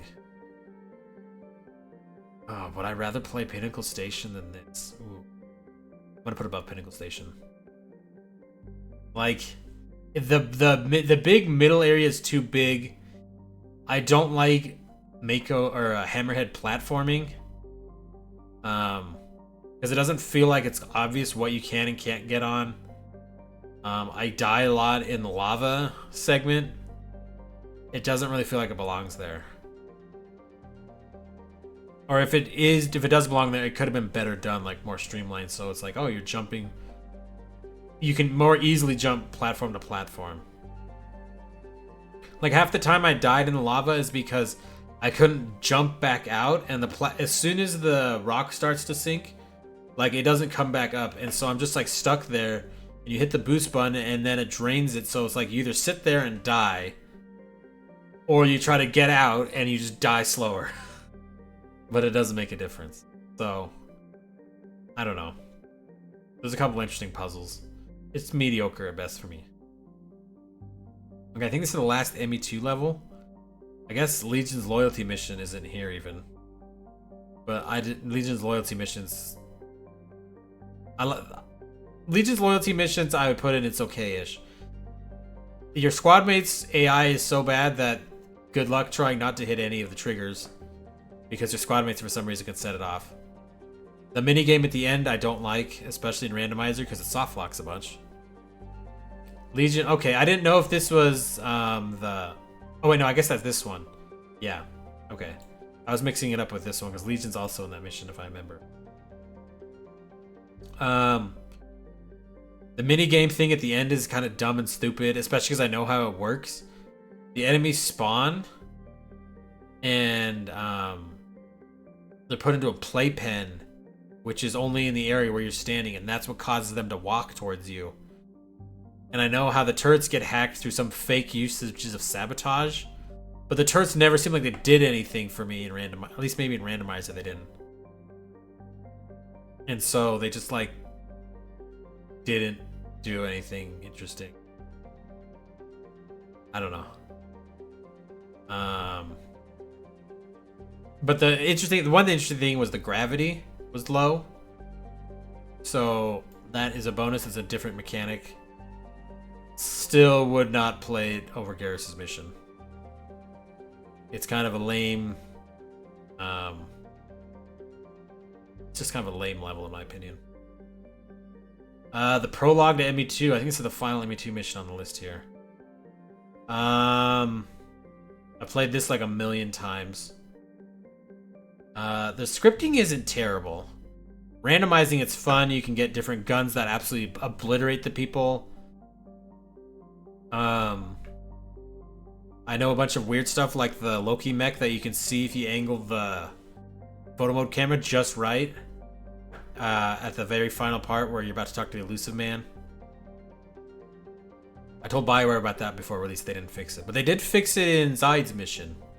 With a clone of Miranda just being in the level for some reason. They came back to me like, yeah, we fixed that.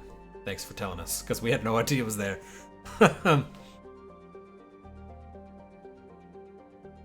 It's just... The grenade launcher is okay, I guess. After playing this mission like a million times, the tutorials are really annoying. It's also interesting because it's the only area where the screen blacks out, and I think it changes your mode from casual to armor.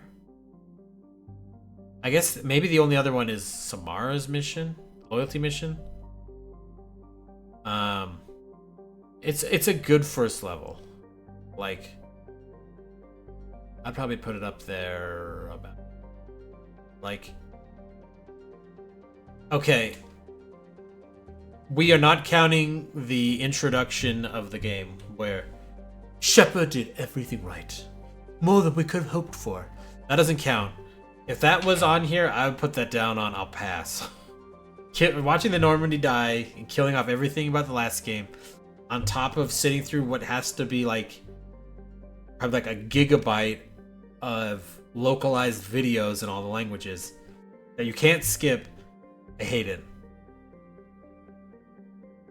I don't like it. Anyways, we're gonna do ME3 now. ME3's prologue. I wish I could split these up because I would rate Earth. Okay, how would I rate Earth?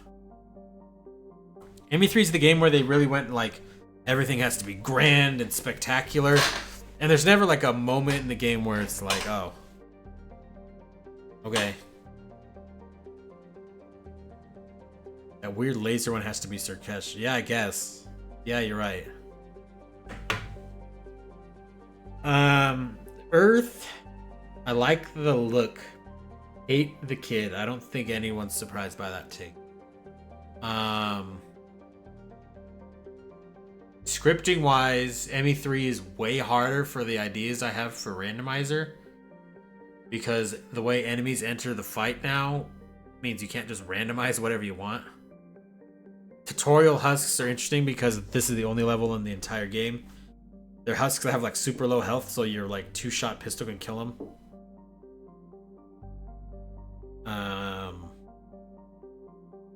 Let's see. The E3 version of this map was fun to explore, even though you couldn't see most of it. Let's see. I did random what is it? Reduced plot armor here a bunch. Like Shepard dies a lot on this level. And I do like how there's like that one area. I think Scottina turned it into something. Like, where are we going? No, that's not where it is. It's when you're on the walk to the court or parliament or whatever it is. I don't know. I guess the Earth intro map is good. I do knock it for knowing how Anderson works until he joins your squad. The fact that it's an interp that's controlled by your distance to where he is, the closer you are to him, the faster he moves to get away from you. But there's times where you can pretty much almost get in front of him. Also, I know what a fucking nightmare that level is because of the harvester at the end. And I don't like how the Normandy's showing up. Just depends on how much ammo you have. I feel like if you kill all the enemies, the Normandy should come in earlier. Because what I do when I get to it is I just use all my ammo as fast as I can. The Normandy just shows up. If I could rate Earth as a standalone one, I would probably put it above. I'd probably put it right here, right below Shadow Broker. The music is good. The looks are good. It does a decent job with the tutorial not being super. I mean, the tutorial's in your face, but it's not as bad as ME2's. A tutorial where it's like super obvious, hey, this is a tutorial. Mars, I like a lot. Title music to ME3. Yeah, it's pretty good. It's out of all three of them, I think it's. Well, I don't know. Vigil's pretty good. ME2's is okay, but I wish it looped longer and also didn't play that video in ME. I don't know if they do that in ME or LE2.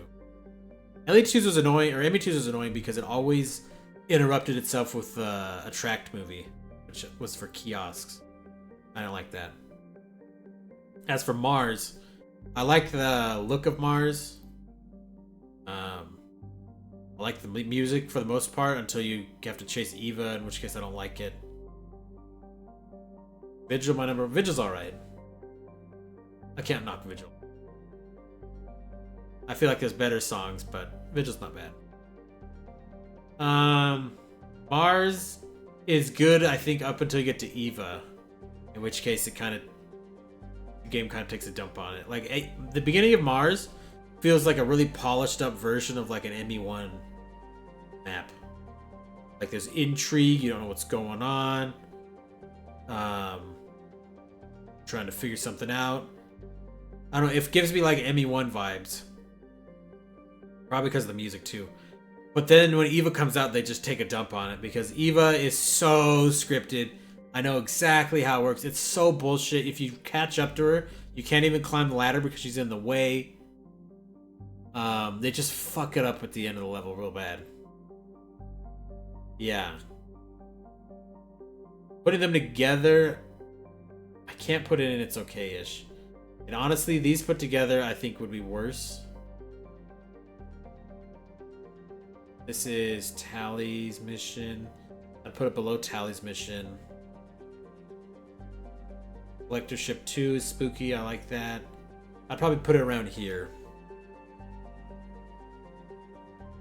Like, it's got good moments, but the Eva section is fucking terrible. Well, I guess Eva's really the only bad section, so maybe it would be a little bit better up here. I still think the intro mission for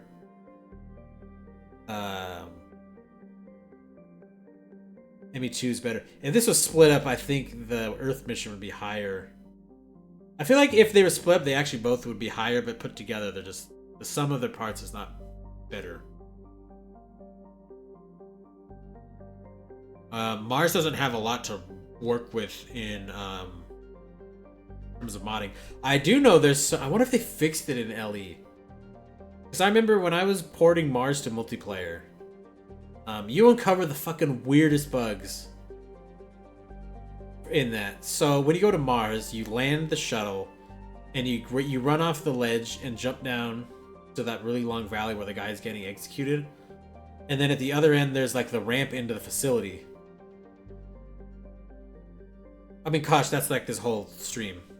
I haven't worked with LE3 as much, so I don't know of all the bugs. Most of my ME3 work was multiplayer. But I'm about to tell you a bug in Mars. On the ramp that goes up to the facility, if you die on it, you just fall through it. Like, there's no collision for Ragdoll. And I remember having to add blocking volumes back when we had like no good path editing tools. And I had to manually line it up and just pray it was good enough. The same thing happens on Sanctuary's stairs from right next to the start of the level. If you ragdoll on that, you just fall through into the void. It's weird that they didn't figure there wasn't any like collision check for physics like that. I don't know. Palavin.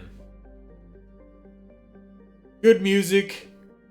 After playing multiplayer for a million years, it's crazy that they find a brute even scary at all.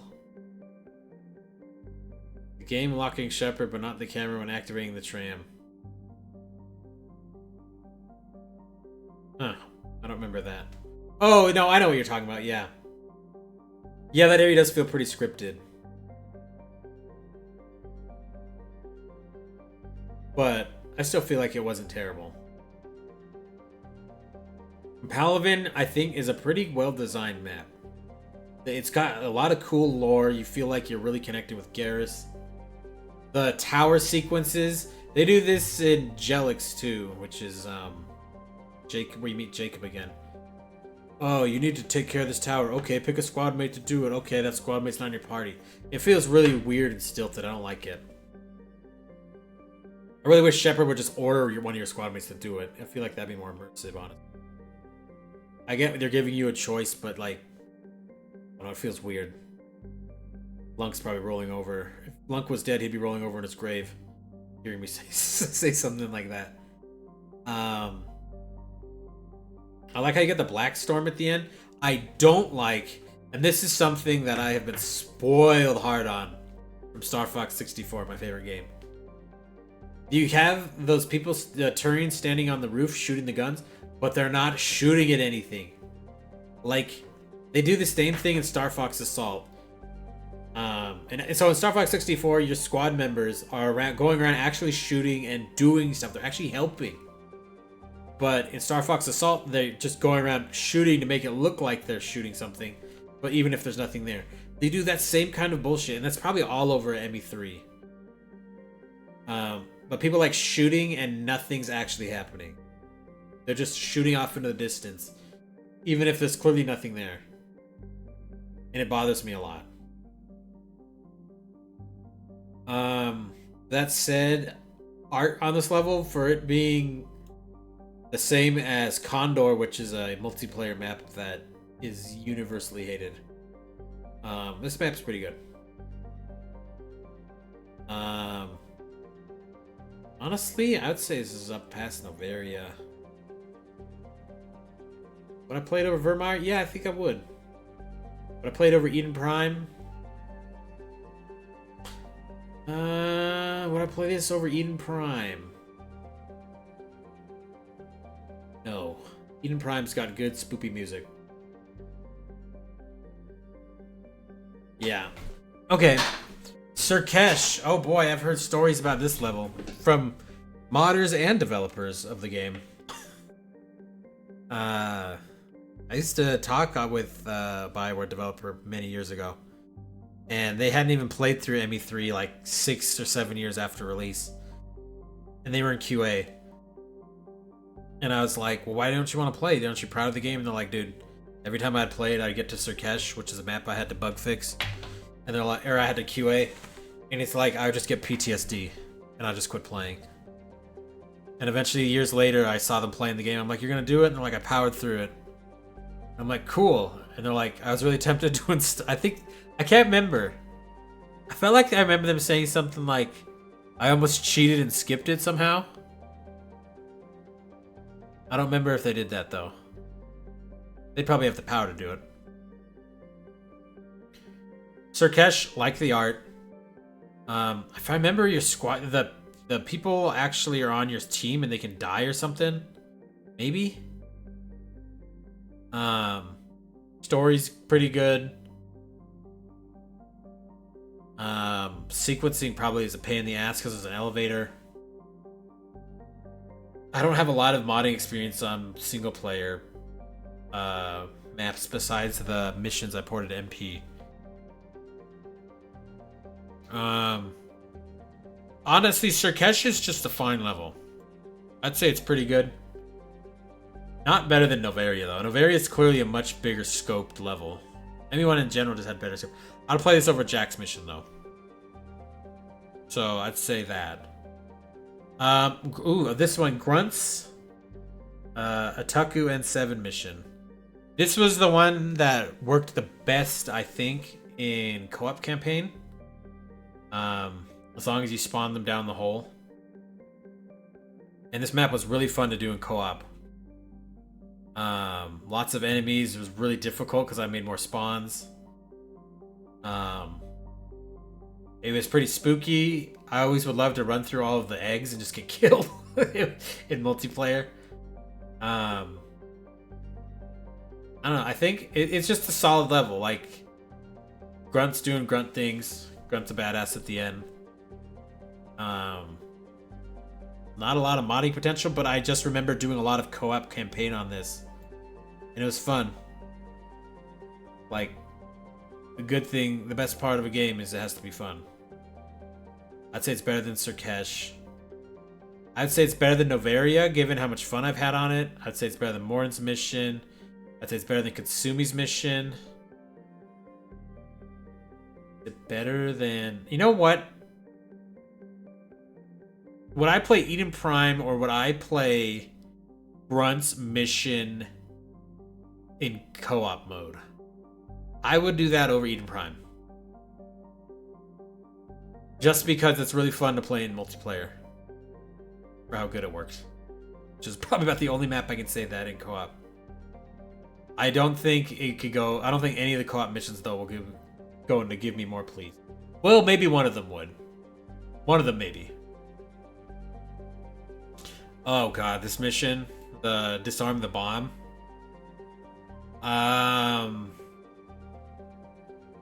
This mission is interesting. Wow, it was that bad. Yeah, it was pretty bad. They didn't like it. Surkesh, if that's what you're talking about.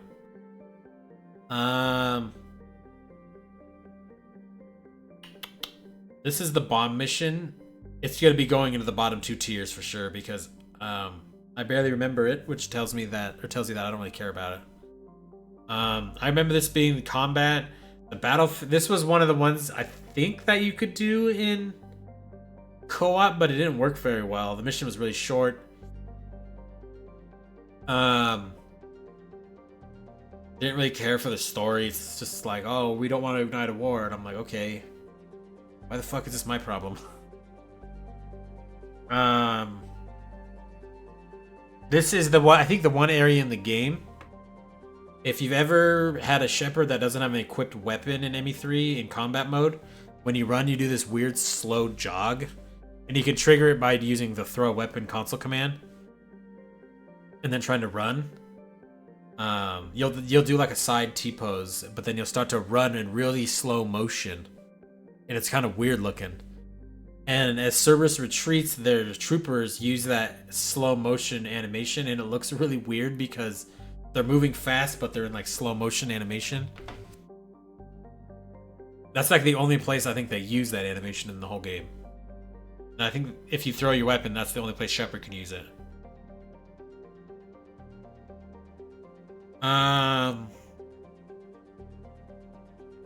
But otherwise, it's not even interesting. Like, I don't... There's the Atlas fight at the end. Honestly, I think I'm going to put it in I'll pass.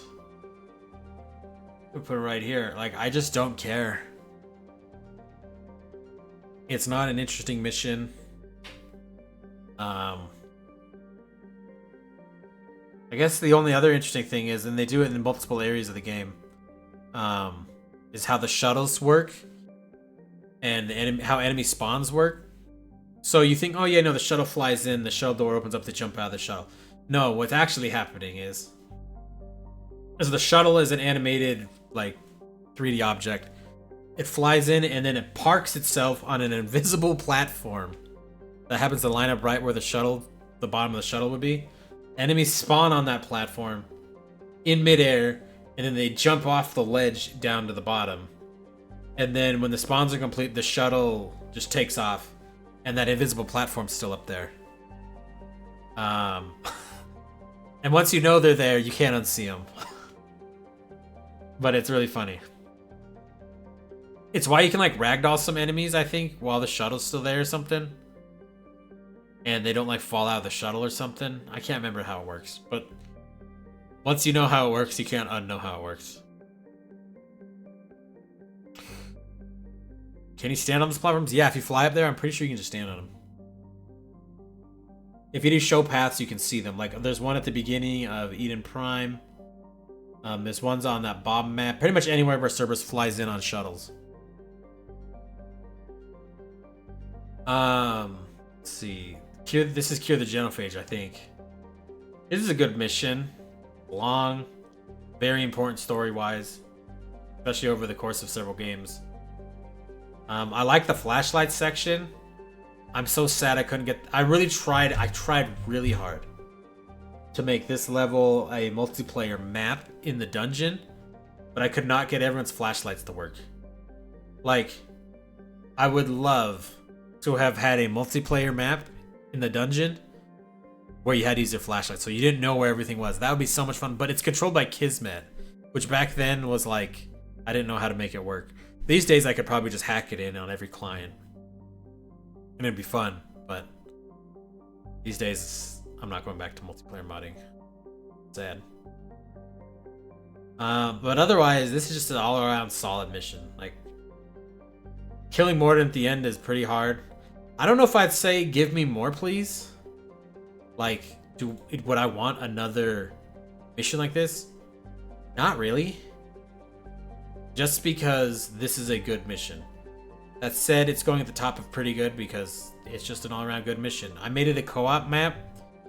I remember Nox getting absolutely blasted when the triggers for enemies came down and spawned like 12 Ravagers on him because we hit the trigger multiple times.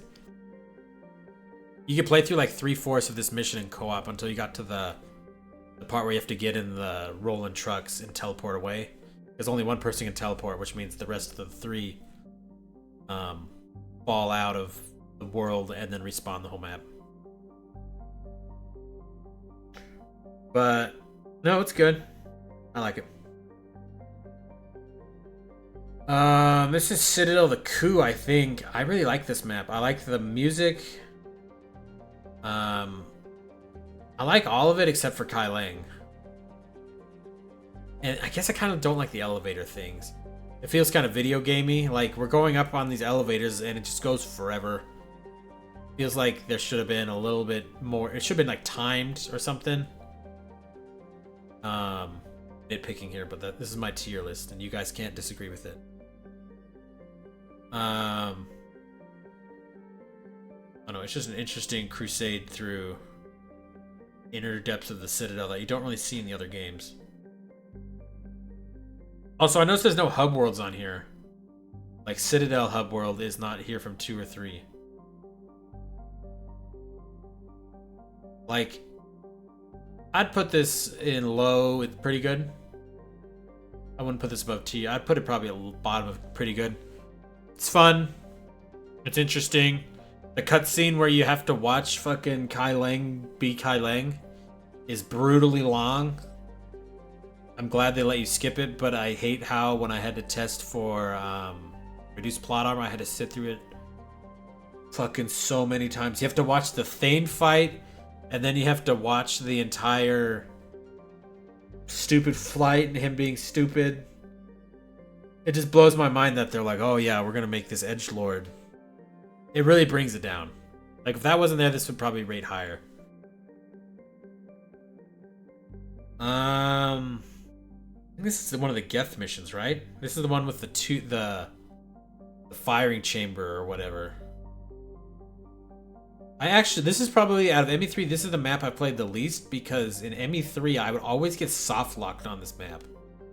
Like, I'd go to the console and I'd push the button, and the screen would fade out to, like, let your squad mates in, and then the screen would just fade back in and I'd be stuck in the room. And that's as far as I could ever get. And I could never figure out why I did it. I never modded SP back then, so I didn't care. I really like the mechanic of the beam. That's a very cool mechanic I like. I really like the rotating camera thing. I think that was Jose Hendricks that did that. He was the guy that got me, or he gave me the tour of BioWare when I went there. So, I thought that was really cool. I was like, damn. And then when you look at, like, show location, you realize you're not actually rotating, but it's just the world rotating around you, which is insane.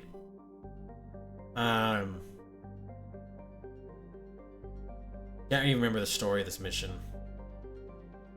I would put this in the higher echelons of okay-ish. I don't remember the story. I think you go in there and you get fired on by the admirals or something. But because it always soft-locked for me, I never could really play it. I should get some water, right? Throats. I'm gonna get a drink. My throat is very dry. Back.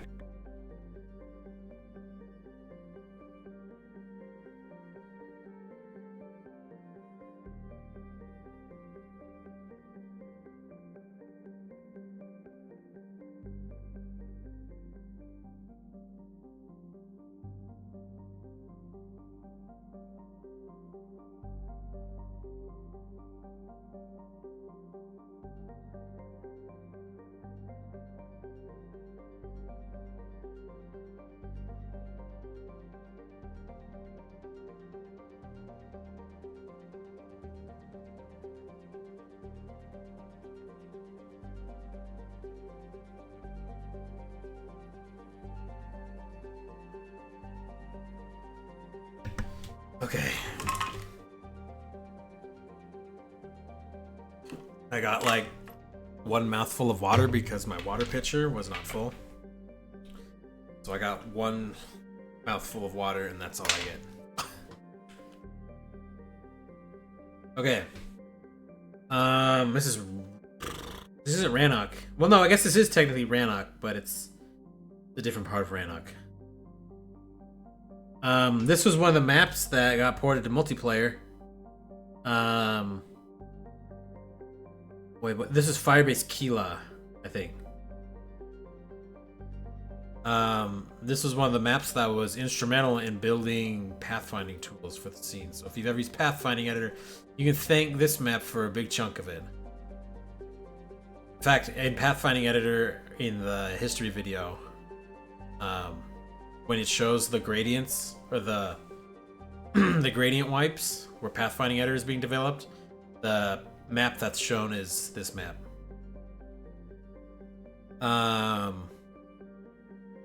It's a pretty small map, but in terms of how I modded it, it was fun. You could definitely cheese this map, given that line of sights are heavily restricted to half the map. But I always remember when the drone, when you were doing like zombie mod and stuff, and the drone was driving through that center little area, and it's just like bombs coming in on both sides, and you're in the middle of it. It was just like, oh man, we're fucked. And it would turn into a revive chain. It was really fun. Also, a bunch of enemy types can use the turrets. I had to eventually remove it because it didn't work off host. But like the collectors would just go get on the turrets and start shooting at you. And the turrets were brutal. You would take so much damage from them. In terms of how much fun I had with it, I had a lot of fun with this one. I'm going to put it up here above Morin's mission because it was just really fun to play in multiplayer. Oh boy, this mission.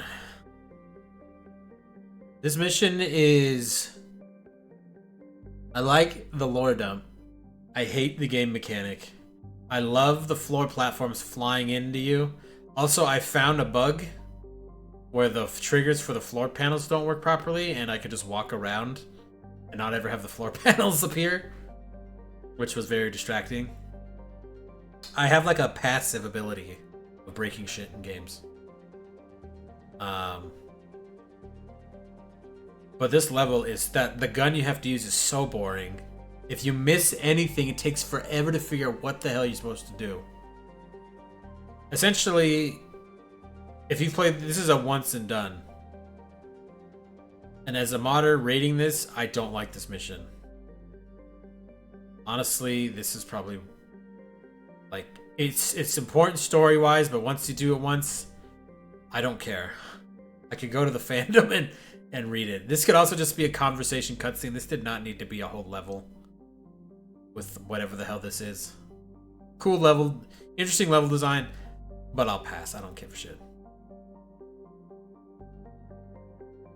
Rannoch. This is a level I don't have a lot of experience with. I remember playing vanilla or something and the cutscene bugging out, and Tali became Garrus, and because of how Tali's facial animations are done, Garrus's mouth would open 100% of the way as he talked, and then it would snap shut. And it was hilarious. I think it was called like Sexy Garrus or something on my channel. I remember that. I just remember the beginning half of this mission just doesn't really have anything useful. If I remember, there's the rock scene that Scottina always loved to talk about, and to me, it was just like, it's a rock. Uh-oh, there's someone behind me. What do you want?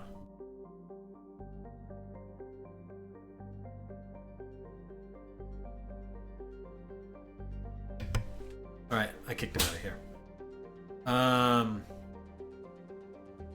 Just trying to think. There's the 3 Geth Primes. This mission's pretty hard from combat standpoint. It's not that bad. It's really dragged down by 2 parts. One,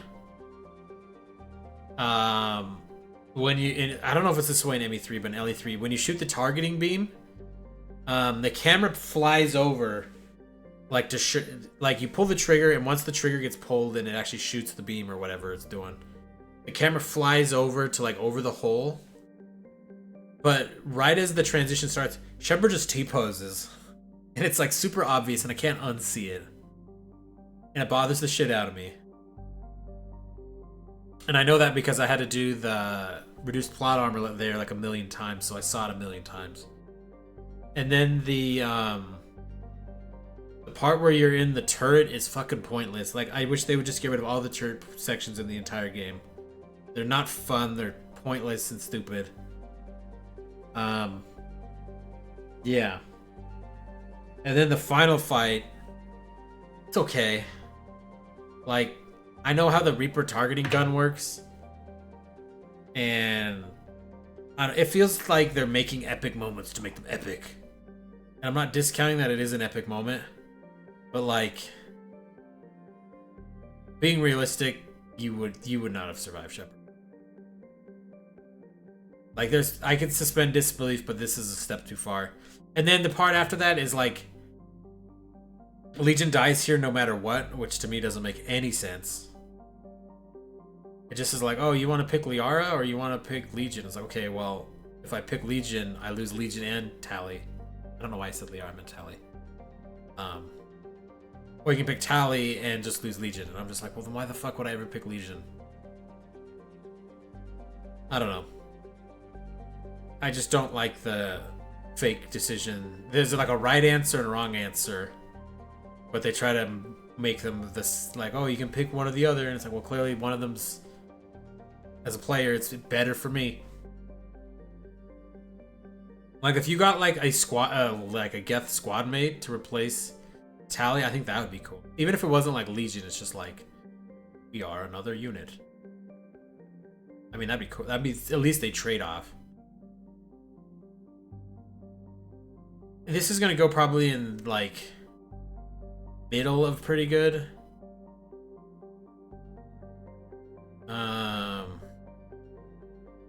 It is on the long side, which I'm not a huge fan of. Some of these missions I like being long, like Noveria. But Noveria has like a billion different things to do in it. This ME3 is kind of railroading you into doing things. Makes long missions not really that exciting. What the hell map is this? Is this Thessia? Yes, Thessia, I think. This was another multiplayer co-op map that sometimes you could complete, very rarely. I always remember the plug that hole, because you keep hitting the trigger that would make them say the line, and it wouldn't count anyone but the first player. If the other players in the game just like walked up to her, she'd just keep yelling, plug that hole. It was so funny. She'd be in the middle of a conversation with you, and she would just stop talking and say, plug that hole. It was funny. This is a great mission. If you did the same thing as the ending, you took out the last 5 minutes of it. Kai Lang ruins this mission hard. The rest of the mission is pretty good. Like, there's the harvester.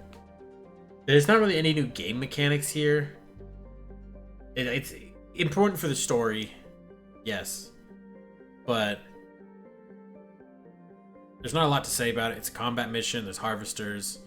You learn about the history. Not having Javik really kind of ruins a lot of this mission. Conveniently sold as day one DLC. Don't worry, we'll get to that.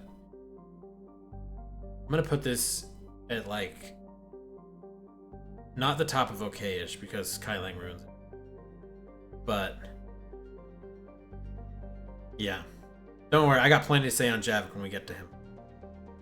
Alright, this is Miranda's mission. This is Horizon.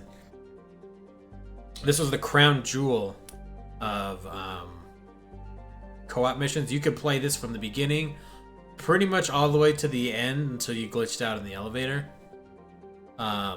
This was always really fun to play in multiplayer. You'd have to stick together as a group, but people could fuck around in the cutscenes and do dumb shit. It was really fun.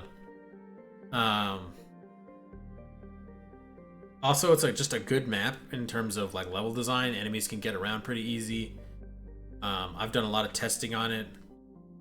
I like how it's two different factions. You start as Cerberus. I guess Cerberus only is there for like a tiny little bit. No, Cerberus is there until you go underground. But like the music. This map I think benefits a lot because this is also in Redemption. This map is ridiculously hard on Redemption, but it's really fun. And this was another map where a ton of work for pathfinding tools. Like if you ever use Pathfinding Editor and you know that you see the node size, this map is where that tool was made for, because node sizes were important here. So this map was like instrumental in the history of modding this game. There was 2 big projects that it was in. I'm willing to say, give me more of this shit. Also, I'm noticing these 2 images are just 2 people pointing guns at people. Okay. Chronos. I think that's what this map is. This map was also in Redemption. It was fun. The collision issues at the beginning of the map were fucking crazy. I could never figure them out. But it was an interesting vertical map. I had some great moments there with my friends. Just playing zombie mod and just chucking cluster grenades down into the abyss below and then having them fly up and kill you. Yeah, there was a lot of fun. The later half of the mission's kind of interesting. The Proto Reaper being there is stupid. I don't know why it's here. I don't know how the Proto Reaper survived when it looks like we detonated the core of the galaxy. I don't understand how it could possibly live. So that's just stupid bullshit. Kai Lang here is stupid bullshit. If I rated, I should have like a tier list of enemy design for ME3 enemies, because I have a ton of experience with that. That'd be a fun tier list. I'd have so much fun stuff to talk about. But let's see. The rest of this mission is just kind of meh. It looks visually interesting. I like going to Elusive Man's room. But it's meh compared to the crazy fun that the beginning of the level is. It's a pretty solid mission though. I'd play it over Vermeer. Probably not over Eden Prime. I'd probably it over Paladin though. So, it's fun. It was one of the only Redemption maps that had a dynamic element with that ship taken off, which was pretty interesting. Oh god. Priority Earth. Oh boy, this is probably gonna rank pretty low. I don't like Priority Earth. I don't think that's a stretch. I don't think that's a thing to say. Hot take. But I don't like the art style because it looks like London from multiplayer, which is a very boring ass map.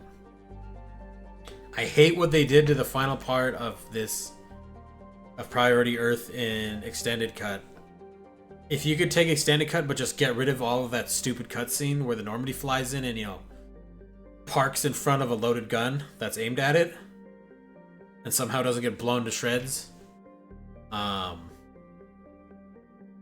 guess if someone could just make a mod where the normie just gets fucking blown up by Harbinger, I legit would be like, okay, yeah, well, I'll download and install that every playthrough. Like, you park the ship in front of a Reaper, you get blown up. That's just how it is. I don't know. It's okay in terms of you go to the final hub and you talk to everyone, but it doesn't feel like it reflects your choices. There's a lot of cut content, if I remember, when I was working on trying to make it a multiplayer map.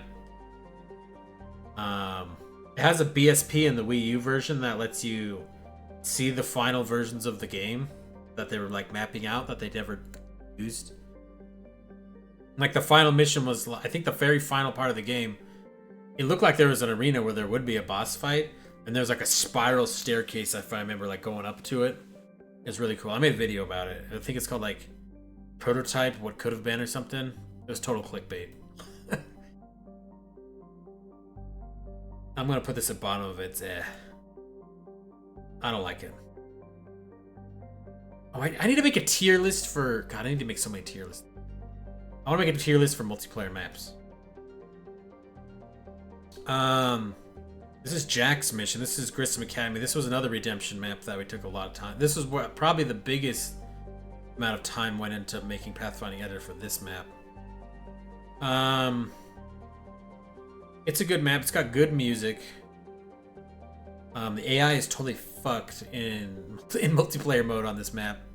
And we had to do so many hacks to try and get the AI to figure out how to walk over to you. I spent months on this map, I think. Because we were just starting out. I don't know why I keep saying we. It was only me that worked on this. I think Kikojiro assisted a little bit. The Grissom Academy map was fun to fight on. It was tough. Fucking miserable to playtest the drone. The drone, I hate the fucking drone. He would be like, I'm gonna spawn and move 5 feet. Oh, I'm at the objective. I'm done. Then there'd be other times he's like, I'm gonna spawn and the objective's like 3 miles away. I'm gonna drive for 5 seconds and then I'm like, I can't figure it out. I'm dead. And then you'd have to figure out why he couldn't pathfind to it, and you never would figure it out because there's no tools to figure it out. If we had the tools back, or that we have now, back then, yeah, God, it would be a totally different world. This is a pretty good map, but it's not as good as Thane's mission. I think it's worse than... I think it's better than Jack's mission, but it's worse than Thane's. Jack being a little bit more mature is kind of neat, but I don't really care for Jack that much, so it wasn't a big deal to me. I remember from... This was like 2 years ago. I was working on LE3 Randomizer at this point. Maybe it was maybe it was last year. I can't remember. I just remember that normally the Atlas that's standing there that the guy's like healing is actually on your side. It's just idle. But when you swap when enemies spawn, the first time I walked up the stairs to see it, a brute spawned that was on my team and just picked up the engineer and slammed him to the ground and just fucking killed him. Like as soon as I came up the stairs, and I was like, holy shit. And then he didn't try to kill me, he just stood there and I'm like, oh, well, you're gonna be a bro. So I walked up the stairs because you can't obviously get on the brute. And as soon as the enemy spawned, the brute came, like did like his running arm thing and mowed down like 5 troopers and then died. And then I realized the fight's a lot harder because you don't have your mech. But it was hilarious. The Ardat Yachi mission. I have mixed feelings on this one. It's kind of boring from a combat perspective, but it also has the ability to punt cannibals into space with console commands, which is hilarious. It also has a slight flashlight section, which is slightly interesting. It's kind of spooky, but after playing like 3,000 hours of multiplayer, Banshee's don't scare me at all, even remotely. So like when I watch people stream, like, oh my god, they're so creepy. I'm like, dude, this shit is nothing. Like these banshees are so pathetic in single player compared to multiplayer, especially what I did to them. But yeah, it's okay-ish. I honestly wouldn't put it above Garrus's mission though. Like, I tried to port this to co-op campaign. It doesn't work because of some weird loading at one of the doors. I think it's where the elevator is actually. For some reason, I think if I remember this mission, it's called Sit Sam. So this was originally supposed to be the Citadel, but it totally isn't anymore. Not a lot going on here. You get introduced to Banshees. An interesting thing on this level, I will say, and I spent a lot of time in multiplayer trying to get it to work. Banshees have 2 nodes that they can use called, there's boost down, or there's Banshees can't use boost down. So like boost down is like Cerberus troopers, foot boosters. But Banshees have to use what they call a large boost node, which I don't know if it's a bigger node or it's just a node for Banshees to use. But what they do is they do an animation that jumps them. And I remember trying so hard to get that to work in other multiplayer maps. I couldn't get it to reliably work. But I think I did get it partially working on Chronos in multiplayer. But because of replication, it just looked like extreme lag to most people. Alright, we're into DLC. Actually, no. Oh, wait, here's Earth right here. Why the fuck is Earth down here? Okay, well, I guess these are split up then. Okay, where's Mars? Where'd I put Mars? Mars is here. I think this is Mars. Yeah. I would say Mars is okay-ish. I would say ME1's prologue is better than ME2's.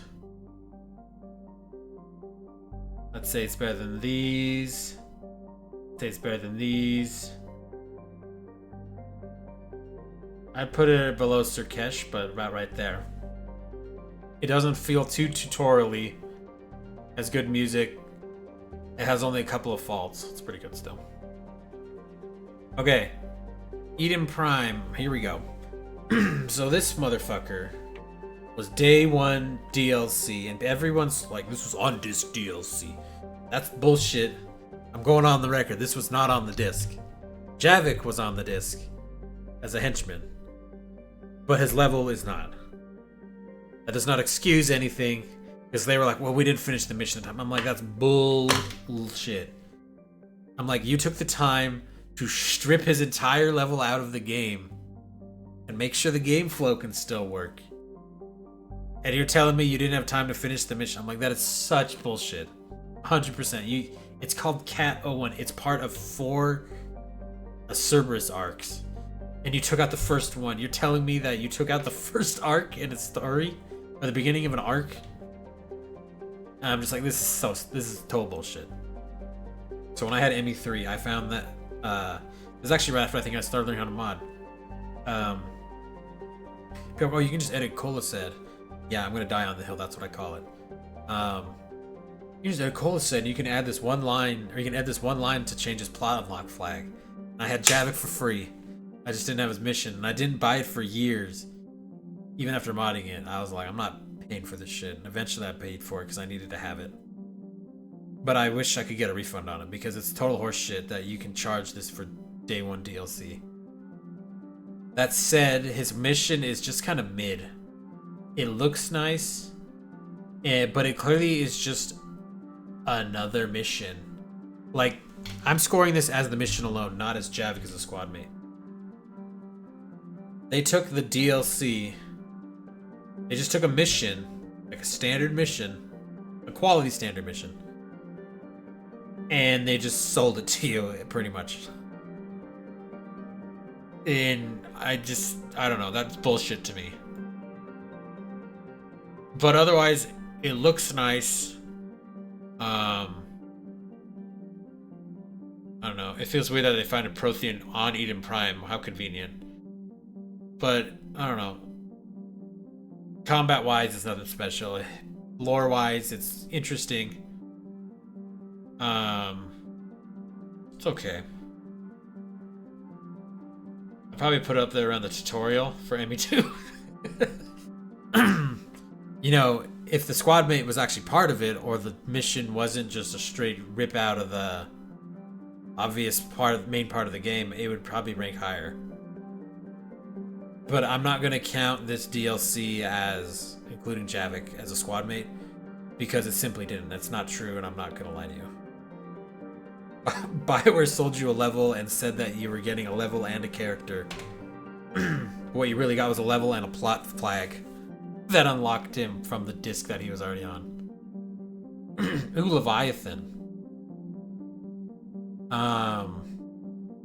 If you guys know me, you probably already know where this is going. You know what, we're just gonna rate it right now. Leviathan is going up here. Give me more of it, and it's going to number 1 because I love like I don't really like the exploration section at the apartment. It's not bad. It's really not bad. Like, there's a bunch of interesting artifacts about history of the galaxy, and it's not egregious like Liar's apartment kind of is sometimes in the investigation, and everyone talks and you have to wait for them to finish talking. And there's interesting tidbits about like the history of your game, like, oh, we found a part of Sovereign in here. But Mojave is great. I love the creepy atmosphere. I would love to have more of that. Like slight. I'm not a horror game fan by any means, but if you could give me like creepypasta vibes of Mass Effect, I would 100% be. If you got fan fiction, that fucking give me it. I will drink that shit up. Namically, that's the mission on the side of the thing. Honestly, don't really care that much. It's not a terrible map. It's not a cool map. But it is the birth of good video.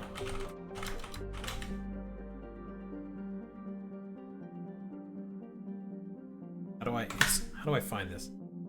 Damn it. YouTube, why can't you just find my video? No. No.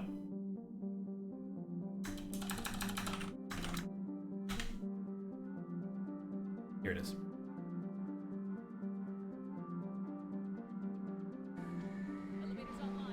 Okay, we're gonna skip through all this crap. Okay, so this is the A+ team.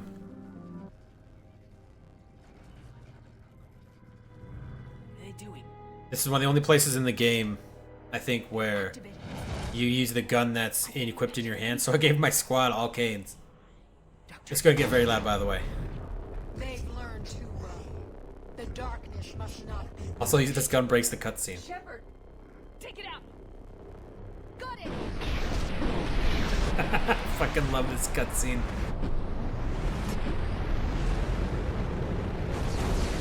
The fucking dead body's blown up.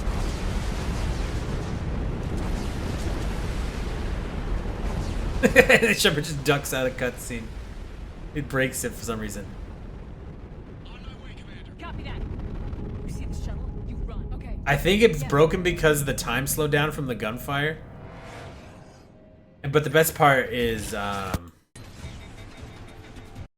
I just ran out of ammo. So make sure you keep note of that. Well, listen, if you listen for Shepard's gunfire here.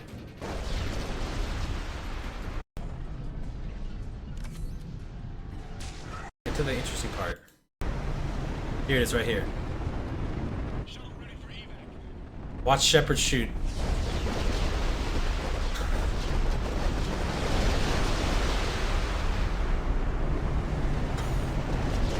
This level is so great just because of this one part here. Watch Shepard shoot. You'll hear the clicks.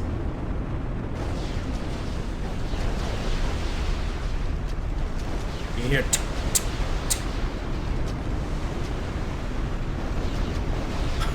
The cutscene's totally fucked.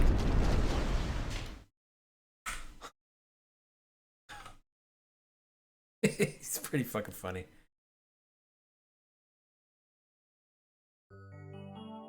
Yeah, but nomically, it's an okay, pretty good. It's probably somewhere between it's okay and pretty good. But the last level, that level is honestly really why I made Redemption, because the shipwreck level I loved the fact that the camera cants as the ship moves, but your location isn't changing, fucking blew my mind. Like, I don't even remember what the video title is called, and I'm not gonna look it up because it kind of makes me seasick. But I cranked up how the camera cants, like sways, and I was like, I don't get sick from like motion sickness, and I was like, I was about to throw up when I edited it in. I was like, oh my god, what the fuck have I done? The only time Monty's made me physically ill. But I love the atmosphere. I love the kind of creepypasta vibes it's got. Just like Leviathan DLC is the best DLC, and Lev 004 is my favorite map in the entire series. And that was pretty much why I made Redemption. And you got a lot of pathfinding, or you got pathfinding editor pretty much for this, so you can thank BioWare for making. I don't know. You fucking know what I mean. I feel like my brain's turning off.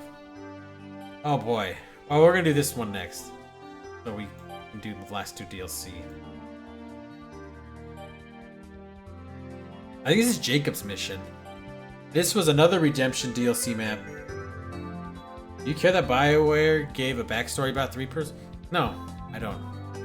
Like, people are like, oh, it was so much better when they're mysterious, and I'm like, yeah, that's fine.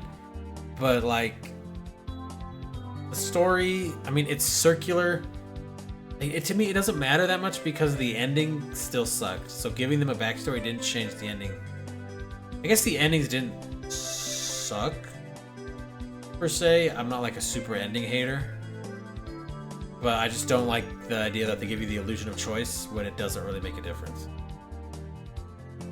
And to me, Destroy is the only ending that makes any sense, because the other ones like weren't even an option on the table until the last 5 seconds of the thing.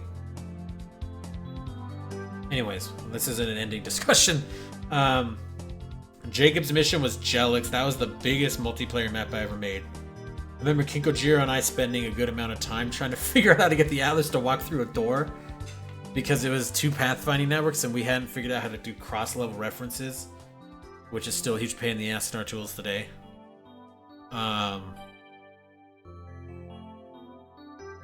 There's not a lot to say about it. I hate the turret segments. As a single-player mission, it's just kind of boring. The fact that this level is one of the greatest examples of changing game modes using a load screen, which is so obnoxious and dumb. But in terms of multiplayer, it was very unique because it was so big. Running from one end of the map to the other literally would take like a minute. Like a whole minute. So what you do is, with this huge wide open space, you'd have mods like Zombie Mod or something on top. And then when you'd get like the escort drone and you had to escort this drone, and it would literally, just because the drone doesn't go as fast as running, it would like take 2.5 minutes to like 3.5 minutes to get across the map. Which means you only have like a minute and a half where you can't be on the objective. And when you're like, essentially what feels like the equivalent of storming the beaches of Normandy when you're going out the entrance to the garage, like, it's one of the only times where like you in multiplayer, I feel like, where you can realistically not I'm getting called out here. Hold on, I gotta finish my thought. Like, it feels like you're storming the beaches of Normandy trying to get this drone across this open field, and that's really fun, and I feel like it really improves this map. Also, the Atlas could go on the roof and start marching around like he's in like some marching band. Never could fix that. People always comment on, I'm like, dude, I can't make the Atlas smaller. Doesn't really fix it. I'm gonna put it in high, that's okay-ish. No, I'm gonna put it in pretty good, actually. Jacob's part of the mission. Everyone's like, oh, Jacob cheated on you. I'm like, yeah, I get it. People cheat on people. Who cares? Part of life. Yeah, it makes him a shitty person, but not everyone in Mass Effect games has to be a good guy.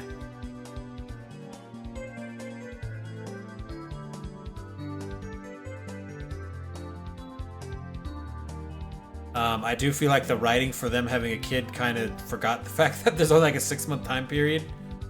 I felt like the way they designed it was like it was supposed to be a little bit longer, but then like maybe later in writing they changed it so it was only 6 months. They just never went back and fixed it. Did I put Legion's history lesson in? I'll pass. I did, because once you play it once, you never need to play it again. Because you could just go to the fandom wiki and read it. After you turn on your ad blocker, of course. Also, the game mechanics for that level are boring. The level design's kind of interesting, but I hate the gun that you have to use. If you like getting carpal tunnel in your hands like me, holding down the trigger button for how long it takes to destroy those stupid nodes it's not fun. More ways than one. Uh-oh, we're getting into hot take territory now. Oh boy, hope Trans isn't here. He's gonna fucking blow a gasket if I tell him what I think of Omega DLC. I don't like Omega DLC. I do not like Omega DLC. It is pretty buggy from what I remember. There's a lot of stupid decisions in it. It has the fucking longest unskippable cutscene in the game. I think maybe in the franchise. It's like 7 minutes long. It's not a pre-rendered video, but I think it's like the intro to Omega. You literally can't skip. And I was trying to add something for reduced plot armor. The quest log can't be cleared if you don't finish one. Yeah, and that's another thing in Legion's mission I don't like, is if you miss any of the nodes.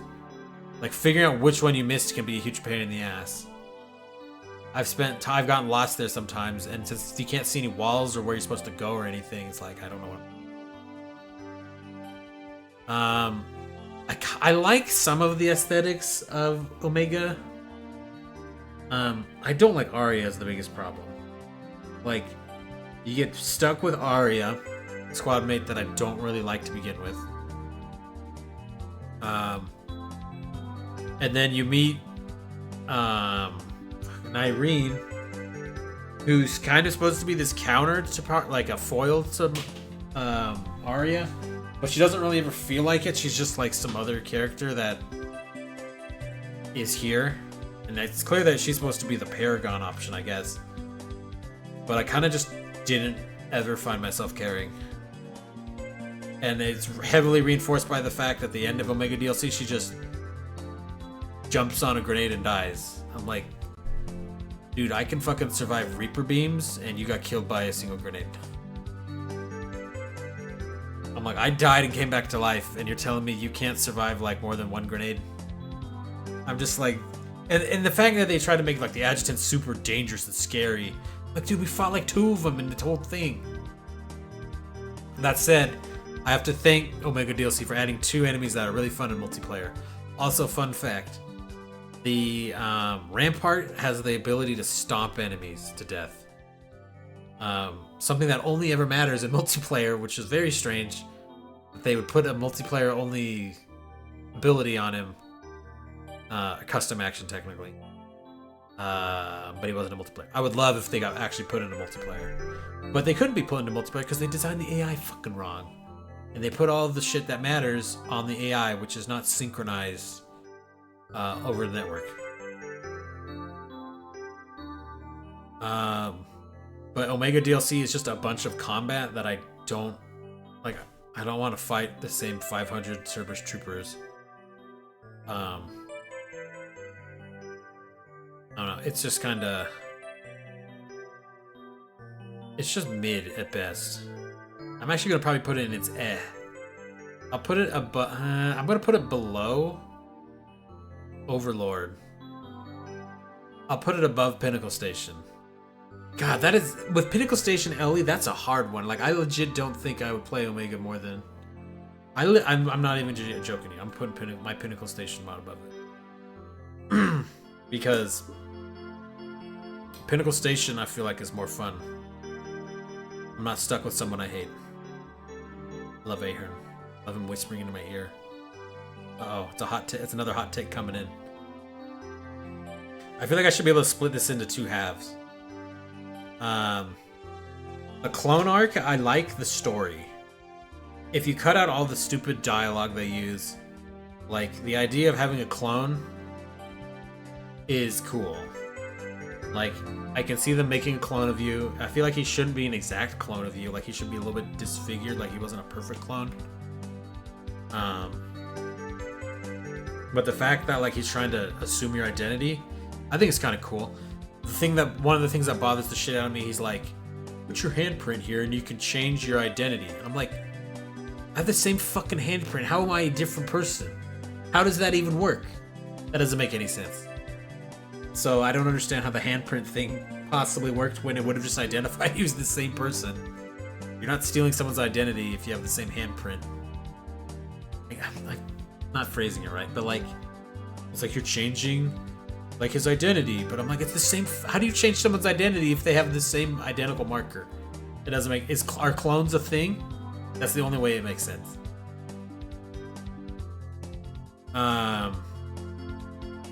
I really wish the first half of this DLC was more serious. Like, the first time I played it, it was good.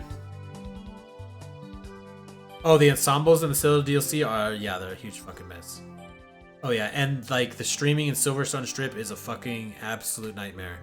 I remember working with Scottina a little bit on it. I'm like, no, I'm good. I'm gonna go back and torture myself doing something else. Yeah, and they had to pare down the LODs a bunch for Armax. And this is gonna be another hot take. I don't really like Armax Arsenal Arena. It's like a shitty version of multiplayer. The maps are pretty good. Brimstone has a bug in it they never fixed. Also, it's a terrible map. Porting them to multiplayer was fun. Especially some of the maps that I bugged, and it made them actually kind of spooky. Because it looked like it was just dark.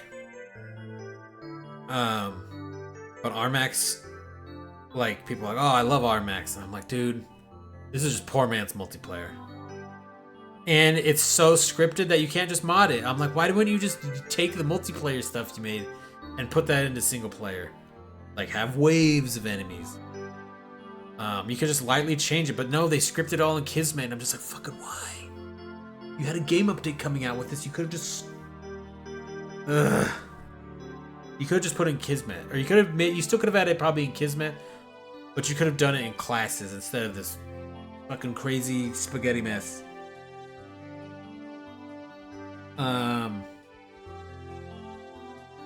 Like, most people would be like, oh yeah, Citadel DLC right here. And I'm like, no. Like, the party's fun. It's clearly fan service. I'd probably put it at the bottom of, like, pretty good. Like, I'd play it again and it's fun.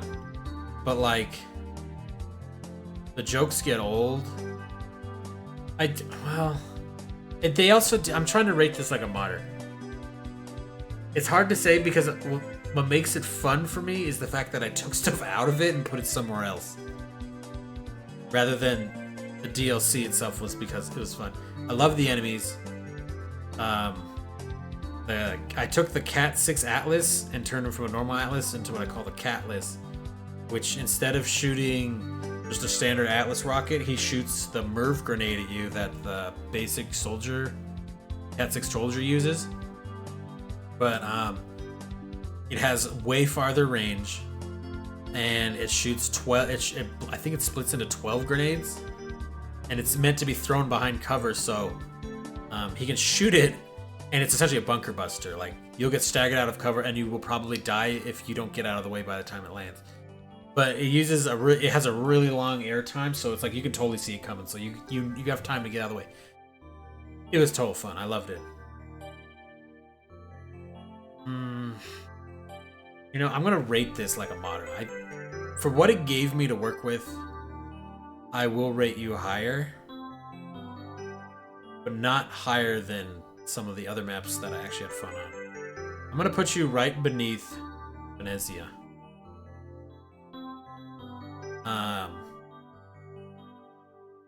If I split this into first and second halves, the second half, honestly, for me personally, I would actually rate lower than the first half, because I like the first half better because I'm a gameplay modder. I'm not like a story person. I like a good story in games. I like feeling like I have a reason to be doing something, which is a big reason why I think multiplayer was real good for me.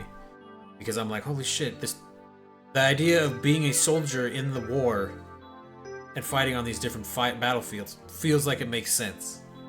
It's not just like, oh yeah, it's Call of Duty, I'm in the middle of Russia and there's like 50 guys just running around in a field killing each other. It's like, no, that doesn't make sense to me.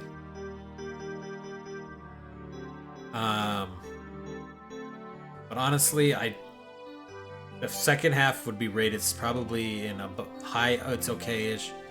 Combat part of it would be here. I don't like the casino mission though. They tried to put stealth in and I don't like it. Also, I'm gonna give you a hot take. I don't really like the Lancer or the Suppressor. Sorry, guys.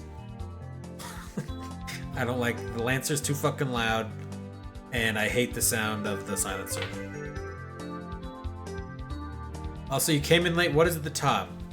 Okay, I'll give it to you in order. Leviathan is the top-rated set of missions for me. You have Citadel from ME1. You have Arrival. You have ME1's final mission. It's unfortunate that they chose the final boss picture because I don't really like the final boss, but I like the rest of the mission a lot. Bring Down the Sky is my favorite level, I think, in the whole... It's my favorite DLC, technically. I know it's weird it being lower than Leviathan, but it's my favorite DLC. And then there's Sanctuary. And I'm rating these like modders because like how much fun I had modding them or working with them. Or just enjoying the atmosphere of it. And then it's just, let's see, you have Genophage, Grunt's Mission, ME3, Eden Prime, ME1, Chronos, Palavin, Vermeer, Dondovin Hook, Kia, Fire... Oh, fuck, what is it called? It's one of the Rannick missions, I don't remember which one. You have Morden's Loyalty, you have Novaria, Citadel, Sarkesh, Earth, Jack's Acquisition, Morden Acquisition, Thane Acquisition, Grissom, Jack Loyalty, Rannick, Jacob's Mission, or whatever the hell it's called. Tally Loyalty, Citadel Coup. I don't even know what this one. This is like Geth Warship, I guess. I don't know what it's called. I could never really get it to work in ME3. Let's see. Ephesia, Lair of the Shadow Brokers down in okay-ish. You have Uvenk. I know by its name, it's Junk KGA. Orlish? I can't remember what it's called. I know most of these maps by their internal name and not like by their actual name. It's funny because I remember back in like the old days back on PSN, like some of the devs would occasionally pop in back, you know, when they actually engaged with people. Never do that these days. I guess I don't blame them either. But they'd talk about a level and they'd use the code name. And I'd be like, how do you guys not know the names of your maps? It's like, come on, dude, you develop these, you know what they're called. And now I'm like, I don't remember what they're called. I just call them by their internal names. I'm like, okay, I understand now. You guys probably didn't set the names till the very end. Plus, you didn't care anyways. The prologue for ME2, Javik's on DLC mission. This doesn't include Javik as a squad mate, because that was included in the main game. That was DLC. Samara Acquisition, Mars, Tally acquisition. This is collector. The abandoned collector ship, I think. Random loyalty. Garrus loyalty. Pharaohs. Suicide missions down here in okayish. It's a hot take. Horizon. Besides loyalty, this is Derelict Reaper. This is like a quiz of do I remember all the levels I just rated. Grunt loyalty, Garrus acquisition, Assess Monastery, Legion loyalty, Overlord, Pinnacle Station. I'm rating this kind of like Legendary Editions version because I feel like they would get a very different rating if you use the original one. Omega DLC, Jacob, Loyalty, Freedom's Progress. These are just generic. I think this is supposed to technically be Tally's mission in ME1, but I just did like all the UNC missions together. And I rated them like this. I think they're fun and I like them, but I'm not going to do all of them. So I'll just do as many as I feel like I want to do, and then I'm just not going to care. There's Ilos. Ilos is down here because there's like only one point of the entire mission that matters. The rest of it's like kind of boring. Yeah, there's a lot of missions on Tallies. I think I've only once ever done all of the missions in ME1 on the side. Not that there's just so many of them. It's not that like I hate them. Like if you ask me ME2 or ME1 side missions, ME1 hands down. I did randomizer testing on all of the ME2 side missions. They are so fucking boring. Squad mates have nothing useful to say. I found so many bugs. Like I just could not bring myself to care. And some of the missions are so pointless, like the N7 shipwreck. The one where the ship kind of falls over as you walk. I'm like, what the hell is the point of this? And it was pretty buggy in LE. But I remember on OT, because of like how buggy the collision was, and it would push you up to the top of standing on something. Like that map was like almost impossible. Like if you even approached anything at a wrong angle, you would get soft locked somewhere, and it was like constant. It was like not even trying.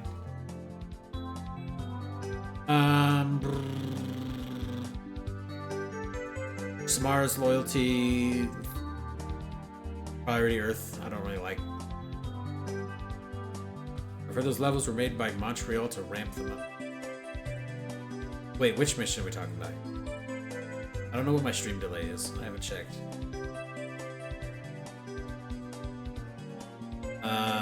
I think this is Rex's like loyalty mission for ME1. It's in Al Pass because I didn't learn about it until like 6 years after I played it. Abandoned ship and crap missions like that. Oh yeah, they were so shit. Montreal made him. Oh boy, didn't Montreal make Omega? Did Montreal make Omega DLC? I can't remember. Did Montreal make multiplayer too? I feel like Montreal had something to do with multiplayer. It seems weird to me that Montreal could push out its gem multiplayer. Maybe that was more Psionics. I don't know. Or it pushes out a turd like Omega. I will never let them live it down in ME3 where the trailer footage had bug fixes that the final version never got. The Arya's speech where she fucking just turns around in the middle of the conversation. I just can't fucking... I can't believe that they showed that exact cutscene in the trailer without the bug. And then they shipped that cutscene in the DLC and it's fucking... It completely immersion breaking. It's so stupid. They made Omega and multiplayer in Andromeda. Well, there's only one of those three things that I like. Multiplayer, though, was a combination of Psionics, people who made Rocket League, and BioWare, if I remember. Like, if you look at ME3's credits, probably not LE3, but ME3, Psionics is listed in there. You have the Palavin bomb mission, or Tuchanka bomb mission. This is an Al Pass because I kind of just don't care. Like, okay, there's a bomb here, go defuse it. Okay. Yeah. I'll have more to say on that in a sec once I finish this. Pharos is super boring. There's like nothing to do. There's no one to talk to but Liara on the whole map. So even from a story perspective, there's like nothing interesting here. You get Liara and you learn nothing else. You don't even learn about the planet. These little side missions, the little MSV side missions or whatever they are. Oh, I bet this is Garrus's mission. His loyalty mission. It's still going and I'll pass because the AI in ME1's so shitty that none of these maps are good. Therum, right. Therum. Right. Yeah. When I put it down here, I'm just doing all the freighter ships. And I guess all the bases that are kind of designed like the freighter, like Luna. Because the AI is just so bad in this game that the map layouts just don't work. They all get stuck in the door and you're funneling them through rooms and it just doesn't feel good. Not that ME1 combat ever feels good, but it's not good. This mission is good for one playthrough. After that, it's just a huge waste of my time. Also, as someone who has hand problems, having to hold down the trigger constantly to shoot those stupid beams hurts my hands. And then Thane's mission. I don't think anything needs to be said about Thane's mission, it's just boring.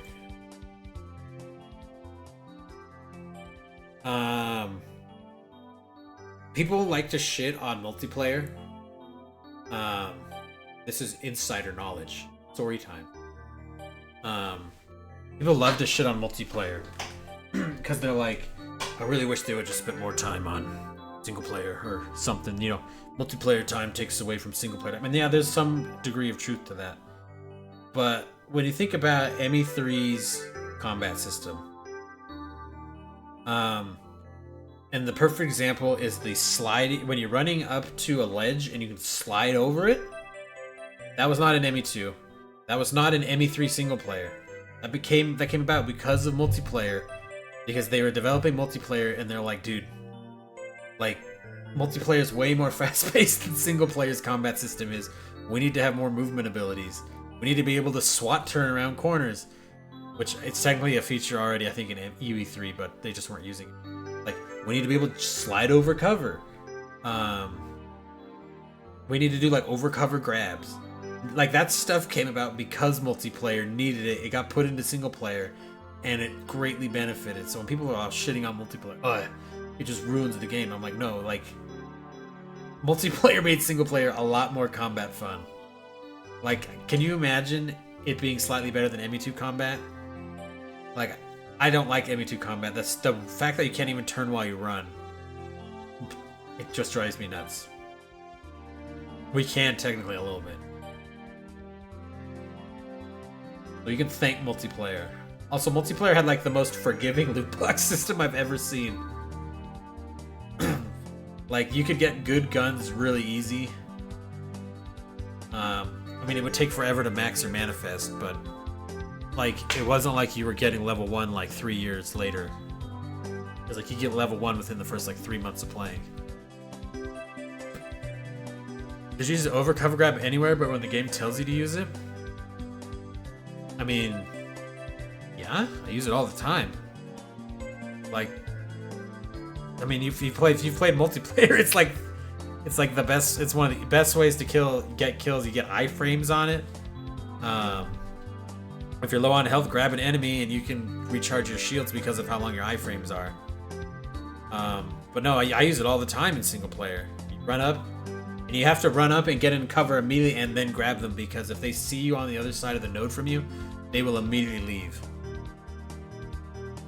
But no, overcover grab, it was great. It's very satisfying to use. Heavy melee, that might have been a single player thing. I can't remember. It's been ages since we talked about it with BioWare. But no, like, single player was greatly improved. The combat was greatly improved simply because multiplayer. I'm not saying it's exclusively multiplayer, but just think when people complain about the fact that multiplayer even existed, that it made a way better game. Also, a bunch of the stuff that came from multiplayer into single player, like the Venom shotgun, a lot of that was just made for multiplayer, and I think got ported into single player later. Anyways, I'm probably gonna be done streaming. I didn't want to code tonight. I didn't expect to rate these. I was like, this is only gonna take like an hour. That was 3 hours ago. 2 hours ago. And I think I'm losing my voice because I've been talking for 3 hours.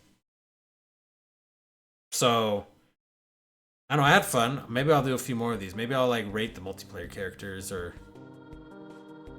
the hell is this? Satellaview. Okay. Guarantee you I've never heard of music from this. But no, I'll do maybe I'll do like multiplayer levels. Like stuff that I have like good experience with, like, let's rate the multiplayer levels. Let's rate ME3's enemies. From a modding standpoint. Like, what can you do with them, or what did I do with them? I think that'd be fun. I have a lot to say about it. More than just like the levels in single player. I don't know, maybe I'll do that some other time. Probably not soon because I'd have to set it up and I'm late. Anyways. If you stand by, everyone. I'm gonna go back to my Discord and find 800 messages. Have a good one, everyone. Oh, I need to do this. Hold on. There we go. Perfect.